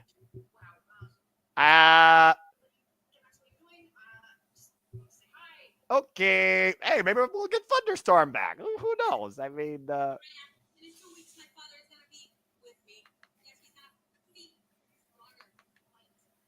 brother. Yeah, right. What is going on? Toni Storm's having an identity crisis. We've already talked about this. Does she? Okay. And it looks like Thunder Rosa wants to take Mariah May's word and be that dream come true against this nightmare. Thunder Rosa just challenged Mariah May for the AEW World Championship at World's End. Well, speaking of challenges, Jon Moxley has been challenged by all of AEW, particularly lately. Him and Adam Page, Jay White, and Orange Cassidy. Saying that egos ruin your lives, run your lives. Egos run All Elite Wrestling. Tell me when he's telling lies. We saw what happened this past Wednesday, though, when him and Adam Page decided to crash that tag bout, and everybody took out each other. Great. personal vendettas and agendas go against the ultimate goal, and that is to seize AEW from the Death Riders, and that might be the undoing of these three foes. AEW World Champion on the line. First time ever, fatal four-way. Jon Moxley, Jay White, Orange Cassidy, Heyman, and Page. World's End. As we got a full commercial break, once again, fuck television. Okay, first off, James, seriously, brother, you okay with what's happening with Tony Storm? Where's your brain at? I'm confused. I don't understand what's going on. I don't like it. I just want Tony to be normal. I was ready for her to be normal, and now she's suffering from amnesia and thinks she's back in AEW all over again. She's starting over, basically, is what's happening. She turned back time. I mean, when you're timeless, you're not bound by time, I guess. So what? The bitch can time travel? Hey, the sign said 1924 in Wembley Stadium. I'm just saying, for all we know, we haven't hit 2024 yet. No. It's Tony Storm. You know, it's just one of those things. So what? Are we gonna get Outcast Tony Storm next? Is that the level of deal we're going? Are we gonna get Mae Young Classic freaking Tony Storm at some point? Like, I mean, you know, speculation abound. But let's also talk about what Mariah May said, because I think that's more important. Yeah. Mariah May made it pointedly clear. She killed women's wrestling, but she is out to bring the best out of anybody that's in the ring with her. And even Mina Shirakawa, she wanted Mina Shirakawa. She wanted that Mina. She still loves her. But at the end of the day, she did what she had to do because that is her. She is the reality. Why everyone else is a dreamer. So bottom line, Mariah May welcomes you to pursue that dream. But just know that the woman from hell is going to crush it. I love that type of promo and that type of fire and moxie from this champion. I agree. And she's already made it pointedly clear on Close Up Renee Paquette. She's out to prove why she is the star in AEW, better than some of the men, also not wrong, and why the women deserve more than 5 to 10 minutes on a Dynamite. Oh, there you go. There sounds like Thunder Rosa wants to remind people exactly what she's made of and capable of as a women's wrestler and as a champion too, looking to bounce back. And apparently she invited her father, making it a real family affair, it sounds like, also 2 weeks. So World's End, Mariah May challenge thrown out to the Glamour. Will it be La Mera Thunder Rosa versus the Glamour for the AEW Women's World Championship? We'll see how Mariah May responds to that. I really have enjoyed Mariah May's run as champion. It's just a matter of people stepping up. Yeah, that's true. That's true. Although Glamour awaits all. I'm not a fan of the fact that she broke up Club Venus. I'm very sad about it. I'm still very sad about it to this day. Did she break it up, or did she basically just do what she had to do? You heard what she said. She still loves Mina. There's no denying that. We all love Mina. Mina will be back, but at the end of the day, Mariah May needs to do for herself what she needs to do as the Women's World Champion. That's what it means to hold that title. As we're back on Collision with another video. Let's just go ahead and just put it out there. Week 4 of the Continental Classic is going to be batshit crazy. Holiday Bash, Will Ospreay, with one arm, might I add, is facing a man that might as well be a cadaver walking in Darby Allin. While Darby Allin is hell-bent on literally taking that AEW World Championship from the Death Riders, Will Ospreay is on a road to redemption, and he says he needs to win this tournament. We know the risk that Darby Allin is willing to go and what he has to do. We don't know how far Will Ospreay is willing to go now from this spot. And this is the first time ever one-on-one matchup. I'll say it once, I'll say it again. I'm worried about these two men's physical well-beings for 20 minutes. Yep. They're gonna bust the shit out of each other. I'll tell you that right now. And again, live from our nation's capital, Washington, D.C., Darby Allin, Will Ospreay, Gold League, and probably match of the week. Good luck to both. Very good promo package. You talk about must-see match here, James. This match is going to force us to literally lose our minds. Mm-hmm. It's going to be on Holiday Bash on Dynamite. Stay tuned because we will be covering that as well, folks, on the AEW front. And now it looks like we got some tag team action. Well, get your seat in the upright position because it's time to fly first class with Top Flight. Oh, my. Hello, Layla Gray. Control yourself. Dante Martin and Darius Martin, who previously had a chance to be number one contenders, twice for the AEW Tag Team Championships in the last few months.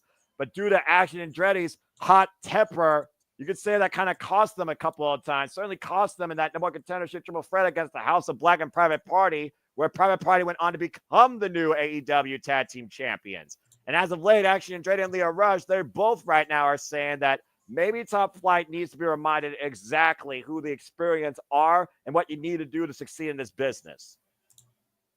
Maybe. No doubt about it. A very important matchup here that will determine new number one contenders for the AEW World Tag Team Championships. And a new attitude found in these two. New entrants, by the way. What the hell are these two wearing still, brother? What are these jackets? This is Lio Rush style, dude. You don't try and question it. Well, we got Rush to Action versus Top Flight. That I'm dubbing that in the subtitles here. I still think that name rules. So that's what we will be calling them. Well, again, not official, but it's going to be a different type of Rush if Lio Rush and Action Andretti win and punch their ticket to challenge for the AEW Tag Team Championships. Of course, Action Andretti been jaw-jacking Top Flight for several weeks. How can you guys just be sitting around doing nothing when literally opportunity is there and you guys can't capitalize on it? We can say the same thing about Action Andretti. I mean, how many times has this guy lost? He freaking confronted John Moxley and got obliterated. Yeah, I mean, not even just that, but I mean, ever since his win against Chris Jericho all those years ago, it really doesn't feel like he's progressed since. So there you go. And Layla Gray getting catcalled by a couple fans, apparently, because she's waving at them and smiling back. The bell rings are underway. And it looks like we're kicking things off. Well, look at this meetup here between former mentor and friend, if they are still that, Dante Martin and Lio Rush. Remember, James, when Darius was injured, Lio Rush and Dante Martin pretty much were a tag team. Yeah, true that. There was a lot of different combinations of the Top Flight factions. Whoa! 2 count. Oh, they got 2 count Jesus. again for the crucifix. 2 count here. That goes back to the awareness of these two. Lio Rush trying to reverse it. Caught again by Dante. Another 2 count. Another cover. Lateral press. Lio Rush bridges out, though. Comes out. Schoolboy again. 2 count here. How about this by Dante Martin? Yeah, Dante Martin, actually the aggressor here, and immediately tagging in to Darius Martin, his brother. Lio Rush, maybe a multi-time champion in every promotion he's gone to, but definitely caught off guard by the moxie there of Top Flight. You see that Lio Rush and Action Andretti right now are talking strategy. Tag made Action Andretti. Again, folks will be covering a December to remember, courtesy of All Elite Wrestling, but they will be coming from the Manhattan Center, Hammerstein Ballroom for multiple events, as well as Fight for the Fallen. So stay tuned as we cover all the All Elite content all the way through the end of the year into the new year, at least for the first week of the new year. Nice Schoolboy here again. The side headlock here being applied. And, of course, you could be part of the fun with AEW. Tickets, of course, in places near you. I love that AEW is trying to adopt a new agenda for different type of venues and arenas that are smaller next year as well. And apparently Ring of Honor right now, there are talks about multiple stations trying to get a weekly RLH show. Oh, let's hope that's actually accurate. Ooh, yeah, no, that was a different cover. That was a rolling type of cover there. Nice leg sweep into the cover. 1 count again, though. Nothing but quick 1 counts here on both sides here. Leapfrog, leaped up and over, went for the takeover, cover, shoulders down for another 1 count. Referee Mike Posey for this match. Backslide, back and forth as we go. Barrel shoulders down for another 2 count.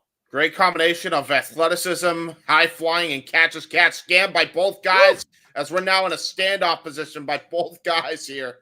Like we could literally look at all 4 of these men with similar type of styles here. It just comes down to who can outspeed the other, and that rolling kick might answer my question.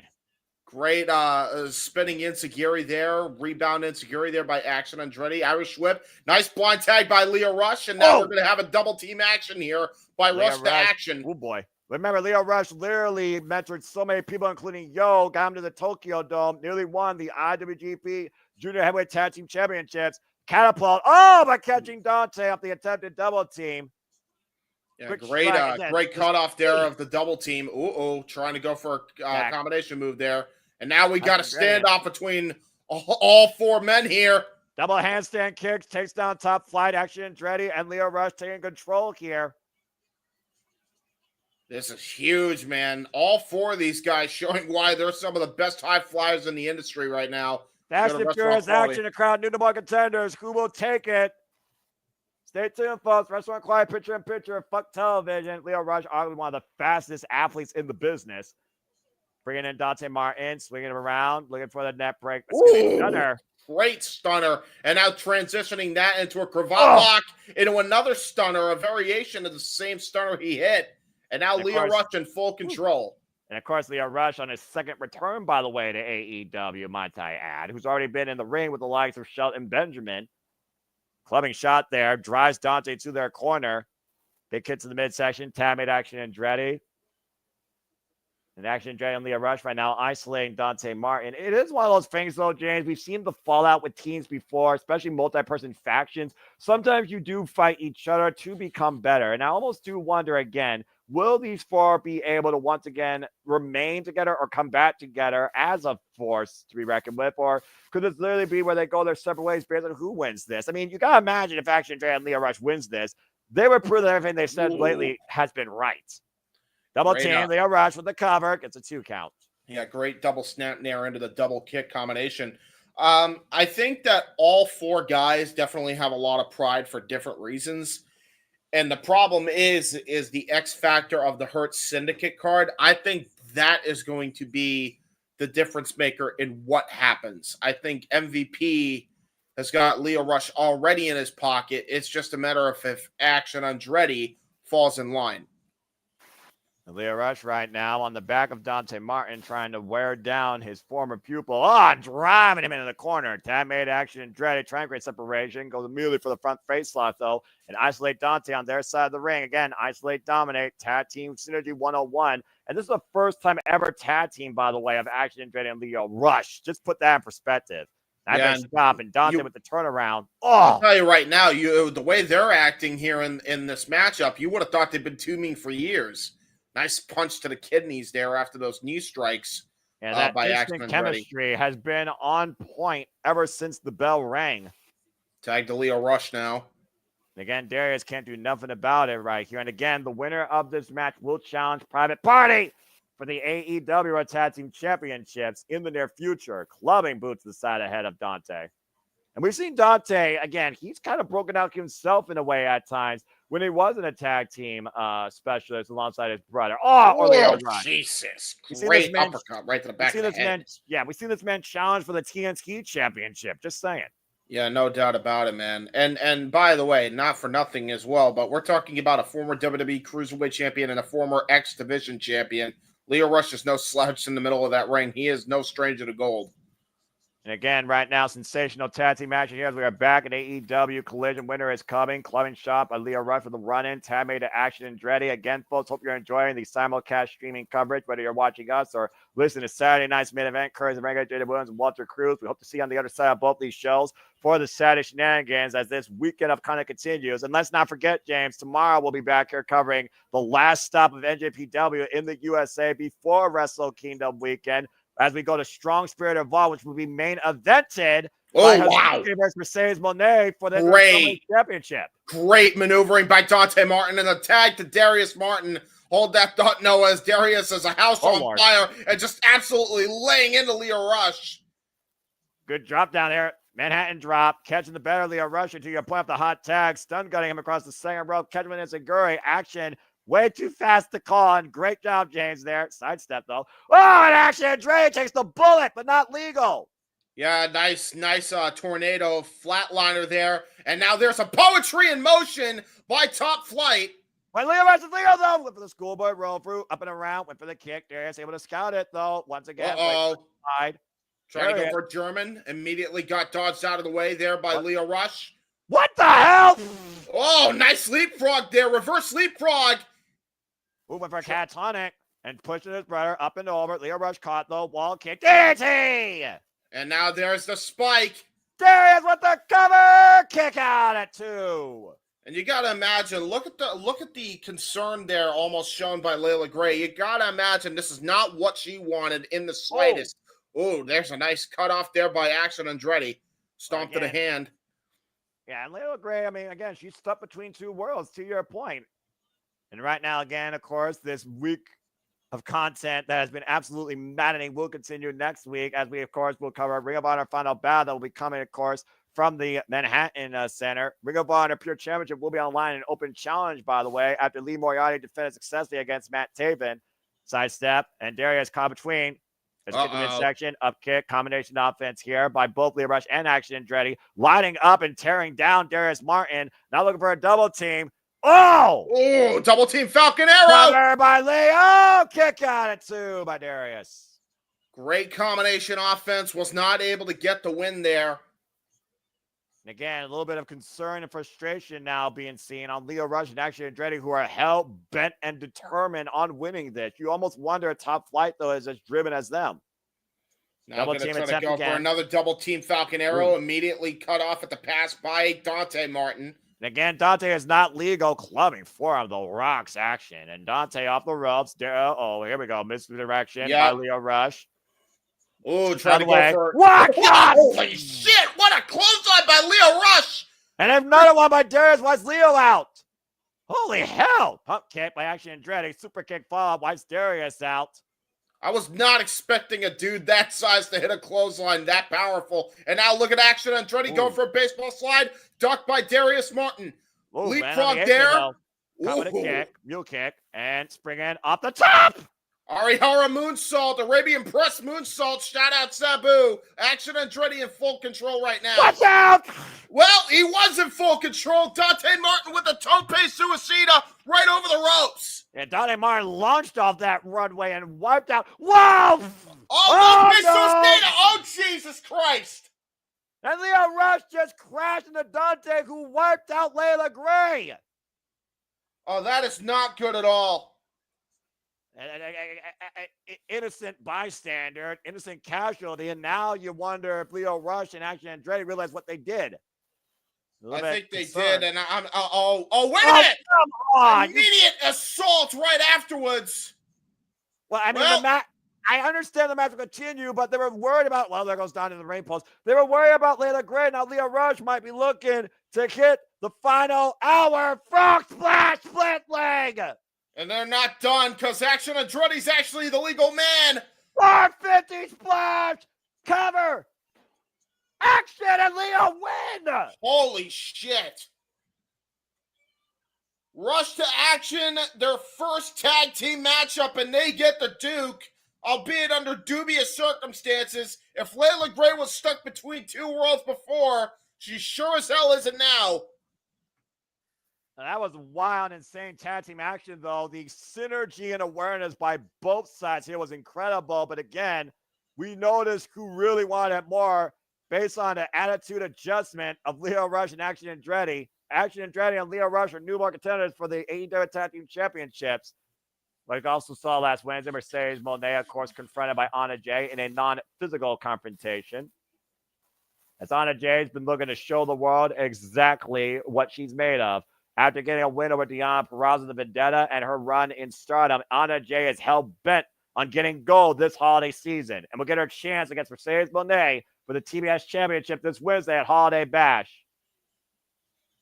Will Anna Jay receive a gift this year or once again end up with nothing? Right now, let's go back inside the ring where we know who awaits either of these women on the other side, because, James, it's Saturday night! Yep, we got Chris Statlander in action. Chris Statlander, who arguably gave Mercedes Moné the toughest match of her career, especially in AEW, right now coming into Collision 9-0, and is hell-bent on getting back that TBS gold. Of course, she was the TBS champion for the better part of 2023 after beating that bitch. It looks like she's going to be fighting a local here in Hey, Tootie Lynn. Been a while since we've seen Tootie Lynn. A large cheer for Tootie Lynn, actually. That's crazy. NWA represent, also local area. Again, we are in Louisiana. Bell rings are underway. Referee for this contest, Brennan Martinez. Again, Chris Statlander held the TBS championship for 15 successful defenses. Very popular athletes here. Nice combination here right now on display. Oh, Jesus. Well, Dragon Screw Leg Whip will definitely put a stop to that combination offense. And hooking up Tootie Lynn. With a strength for Chris Statlander. Arguably pound for pound the strongest female in AEW. Yeah, no question about that. It looks like she's going to be going for the stalling suplex here. And look at this. Look at get your stopwatch out, James. Yeah, right. Again, just holding her in place. Holy hell. Come on, Chris, put her down. Seriously. I don't think she's done. I don't think she's going to be done until the blood rushes to her head and now fully hits the suplex. The power of Stat is always where it's at. Haters be damned. Former AEW TBS champion for 174 days. Tootie Lynn, though, of course, known as the Blue Dragon, of course. Combination offense on display. Sweep of the leg, though. Oh, yeah, and that's the thing, too. That's a hybrid wrestler right there. When she can use her agility just as well as she utilizes her strength, that is what makes Chris Statlander so dangerous. Pump kick. Caught Statlander, though. Statlander hoisting her up, and Tootie Lynn fighting back and taking Statlander up and over. Ooh, a bit of a competitive matchup here. Tootie Lynn really showing off here. Looking for that big shot. Walk! God, got her head taken off. And the minute I say that, got immediately taken out with a lariato. And now, Big Barry! Fever! Cover! That's why Stat is where it's at. Well, thanks for coming, Tootie Lynn. Watch out, Mercedes Monet and Anna Jay. You might have a very familiar foe coming your way. Yep. Damn good stuff by Chris Statlander. Bouncing back from her loss at Full Gear with a great win tonight. As, of course, we look towards, again, December to remember here in AEW, James. As I told you before, we will be calling ROH Final Battle next week, and it will be a Texas Bull Rope match.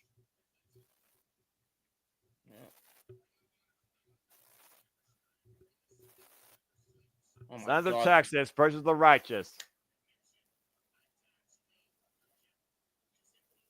I love the personal ties they put into this. I had no idea Dutch was trained by Dustin Rhodes' father. Oh, there you go. Again, as we got a moment to breathe, hope everybody's enjoying the action across either of these streams. And, of course, we'll keep you in tune tonight to both Saturday night's main event and AEW Collision winner is coming. And what's been a very fun and competitive show tonight, James. And, of course, the action will continue on this Wednesday.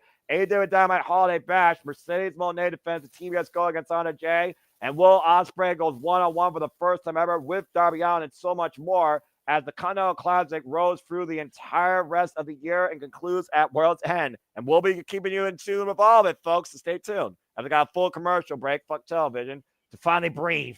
Jesus. Yeah, exactly. With that being said, ladies and gentlemen, we're going to fully breathe because we're going to run one more trailer for the holiday season as the Renegade reviews are back in a soft launching phase for this year's Christmas festivities. Take a look.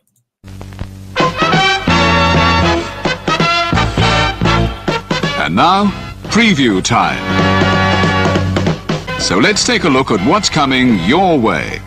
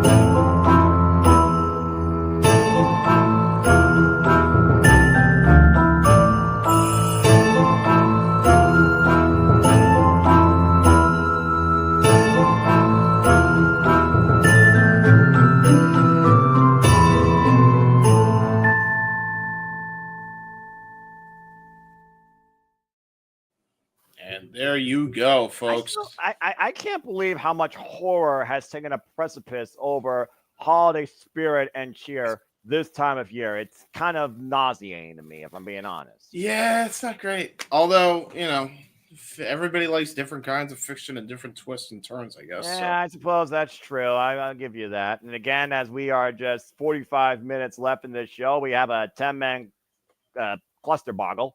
And I believe still one more Continental Classic match to come. As again, after we're done here, we got Saturday Shenanigans, NJPW, Strong Spirit Evolve. Again, it'll be headlined by Hazuki of Stardom, taking on Mercedes Moné for the MW Strong Women's Championship. Of course, Hazuki and Moné are no strangers to each other.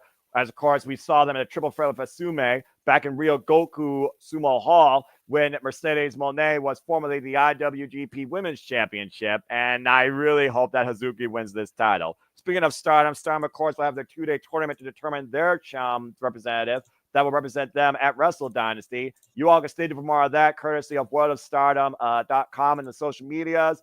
And, of course, this all leads into Wrestle Kingdom Week.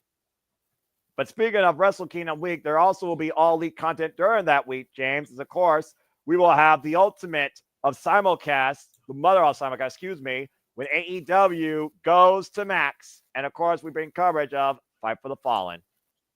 Yep, it's going to be a wild one, and this is definitely a very important show because this is actually going to help relief victims of the hurricanes that rummage through the areas of the South.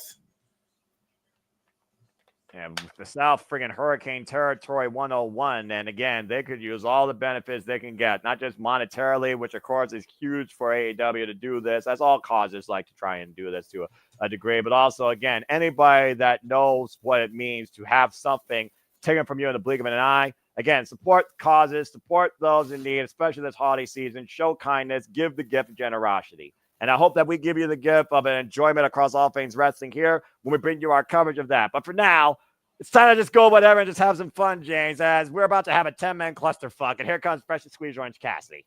Yes, we are. You know, it's one of those things where I've said before, not everything in wrestling needs a story. You just need fun. You just need great action. And with Orange Cassidy, you just need whatever in a single pyro. As, of course, we head towards Fight for the Fallen, Orange Cassidy heads towards World's End to try and take the AEW World Champion John Moxley. And let's go back in time to the 80s and Synthwave and Neon. VHS Filter with the youngest man of the century. Turbo Floyd, True Magnum, the Outrunners. Let's fucking go. What the fuck is this shit? I love it. Oh, man. The Outrunners right now becoming tag team of the year for AEW. All right, back in time to normal time with Commander. That was so fucking good. That's the first time you saw that entrance, wasn't it, James? I think it was in this iteration of it, yes. You remember when TVs used to have everything in 16 in 4:9, and it was like, you know, cranky filter, and there was like polar colors and technicolors? That's the Outrunners.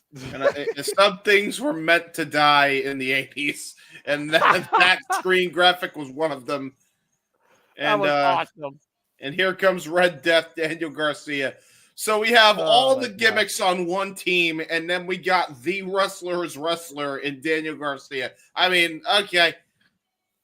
Oh, man. Just go along with it, James. And, of course, Daniel Garcia, to your point, current TNT champion, but also he's a current participant in the Continental Classic who took Kazuchika Okada to the 20-minute time limit, taking the Rainmaker to a draw.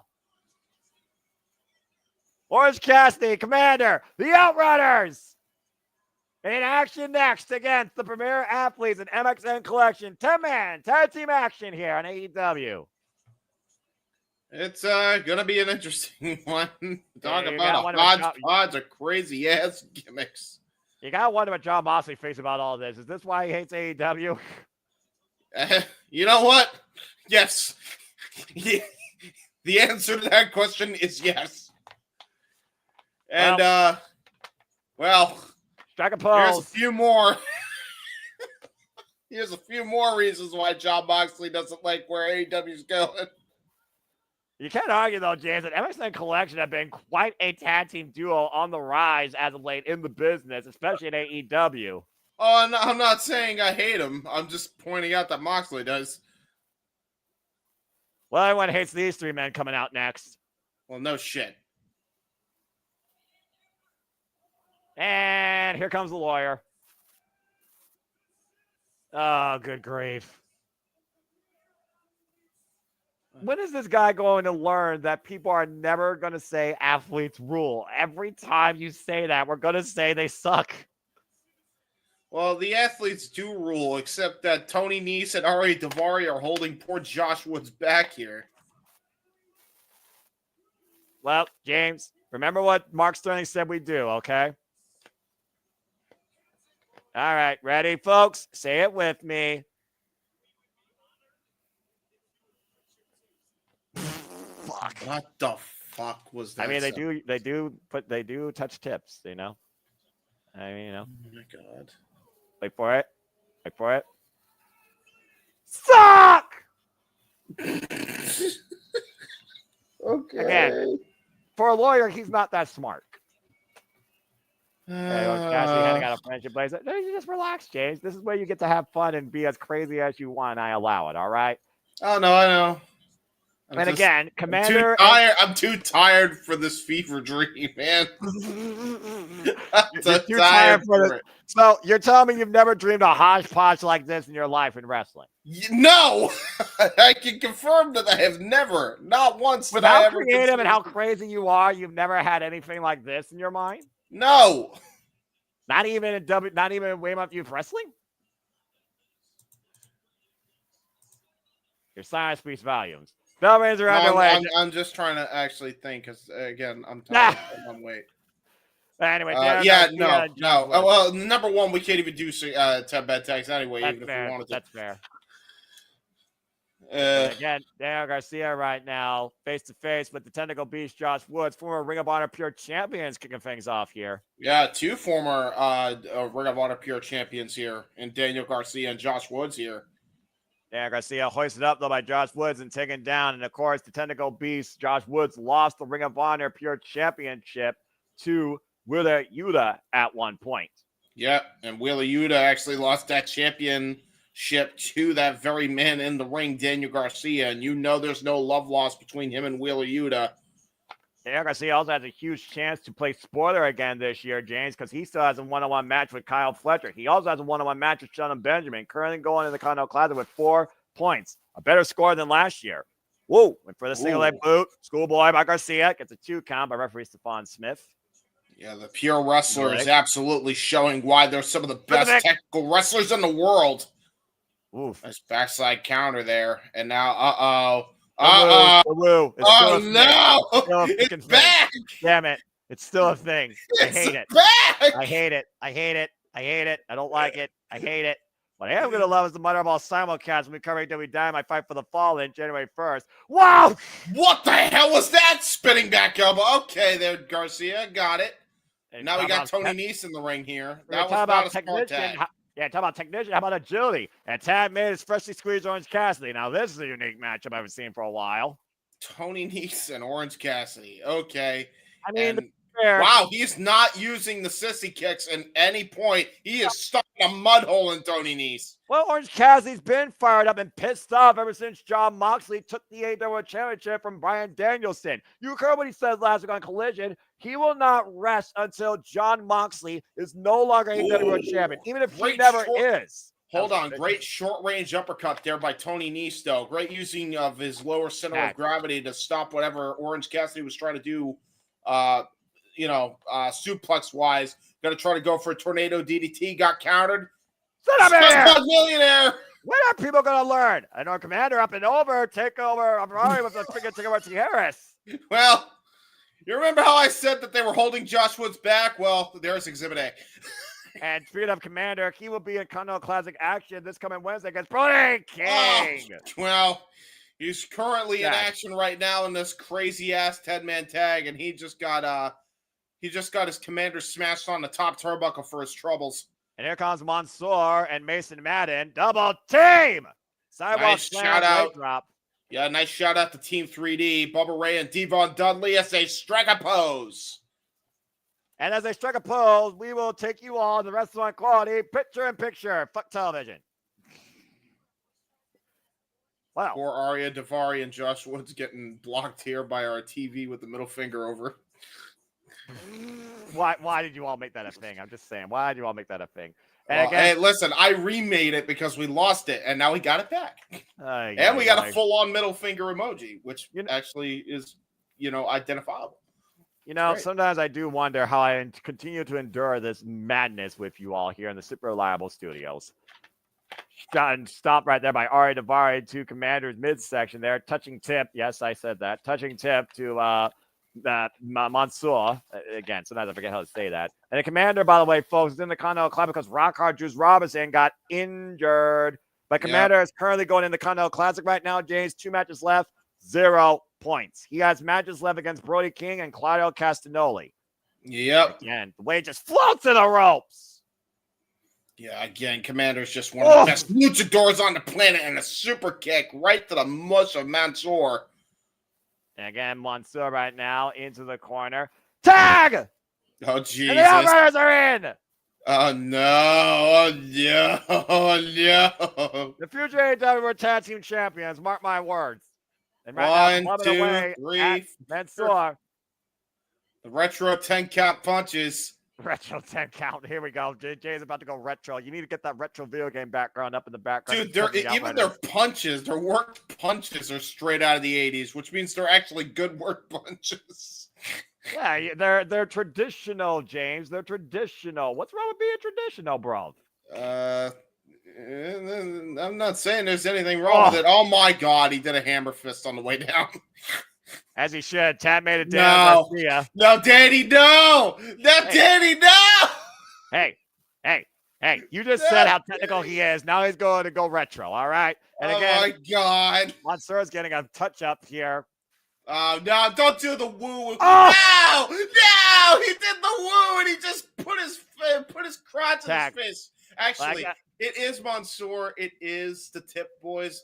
He might like that. Never mind. I mean, honestly, that's just a modified teabag if we're getting retro here with the video game references. And speaking of which, Commanders Legals, we got a full commercial break here. Again, fuck television. Again, folks, speaking of video games, I'm happy to announce that the Super Marvel Studios will be leveling up as we'll bring you gaming content. Whether or not we invite you to Jackbox Party Pack game nights, whether or not we have conversations about the latest and greatest video games, our reviews of what we've been playing lately. We will be actually starting a WWE 2K My GM series coming very soon to Super Marvel Studios. The Twitch has been now officially made by Walter Cruz, so stay tuned for further announcements regarding that. And again, you all made that possible, so James and Walter, game on. Yeah, there we go, man. Hey, listen. If we do actual Jackbox games, I'm all down for that. I just don't know how we're actually able to pull that off, but I'm so down to do Jackbox games. Basically, you would just do it through StreamYards, and you would do like a screen share, basically like through like a Twitch, and then we just literally hide the game code until we'll talk more about that later. AEW Collision Winners Coming continues here in this hodgepodge of misfit toys and so much more. 10-man tag team action as the premier athletes have taken control, and they still suck. Tony Nese and Davari taken out by Orange Cassidy and Daniel Garcia. They just put like Commander's face in the bottom turnbuckle. They just tossed his ass into it. God damn. I mean, hey, you're going to try and neutralize Luchador. That's one way of doing it. And Commander might be looking to fly. Trip up by the lawyer. Oh, boo. Oh, boo. Uh-oh. Oh, the clubbing shot by Davari from behind. Yeah, well, we know Arya Davari is no stranger to actually wrestling like this. Oh, my God. What the hell is this triple team offensive move? And the crash super kick. Power bomb! Oh! What? And Mansoor flies with the splash! And Josh wins with the cover! Cam broken up by everybody. Well, that was some PWG shit if I ever seen it. And again, the victory right now hanging in the balance. And what the hell are they talking about here? I have no idea. And this is all I got to say. WWE, you are in my graces a little bit better now. Yay! Whoa! That drop suplex. Ah, the massive headbutt. And again, Orange Cassidy up and around. Mason Manning taking down a DDT. Jesus almighty, what a DDT. Spiked him to Orange Cassidy. And now going for a tope. Whoa! on the Mansoor. And Mansoor now driven into the corner, taking a seat. And Daniel Garcia with the running drop kick. Jesus almighty Christ. Okay, guys. Oh, The no. Commander up top. Gonna do the walk the tightrope. Fellsbury flop. Got everything in position. Incoming. Got the legal tag to Orange Cassidy afterwards. What did we just witness? The bodies are hitting Holy the floor. shit. And now Josh Woods just got fed to the wolves here. Orange Punch connects to the lawyer. Rolls through the Orange corner. Punch connects to Josh Woods. Orange Cassidy with the cover. Orange Outlaws and Garcia command with the win. What the fuck was that entire sequence of shit? That was a victorious sequence. And we're having victory runs. And now they're running the ropes. And now they're twirling. And now there's wooing. And now there's hand awesome. raising. That's celebration. Okay. They're celebrating, James. They're celebrating. I'm sure they are. That's a big win there for Orange Cassidy ahead of World's End, where Jon Moxley, Hangman Page, and Jay White awaits for the AEW World Championship as Commander and Daniel Garcia continue to participate in the Continental Classic, while the Outrunners look to become new AEW Tag Team Champions in the near future. Well, there you go, folks. Unbelievable scenes. Oh, good Lord. Absolutely loving the AEW wrestlers here. Yeah, just a lot of fun. That was just a showcase match is what that was. That was a showcase. There was a lot to showcase. And Outriders, Turbo Floyd, he fired up. Oh, look at that. Man. Yeah, this is like, again, the gimmicks are crazy. Uh-oh. And now, speaking of gimmicks, Don Phallus. Not wrapped by a Trojan condom.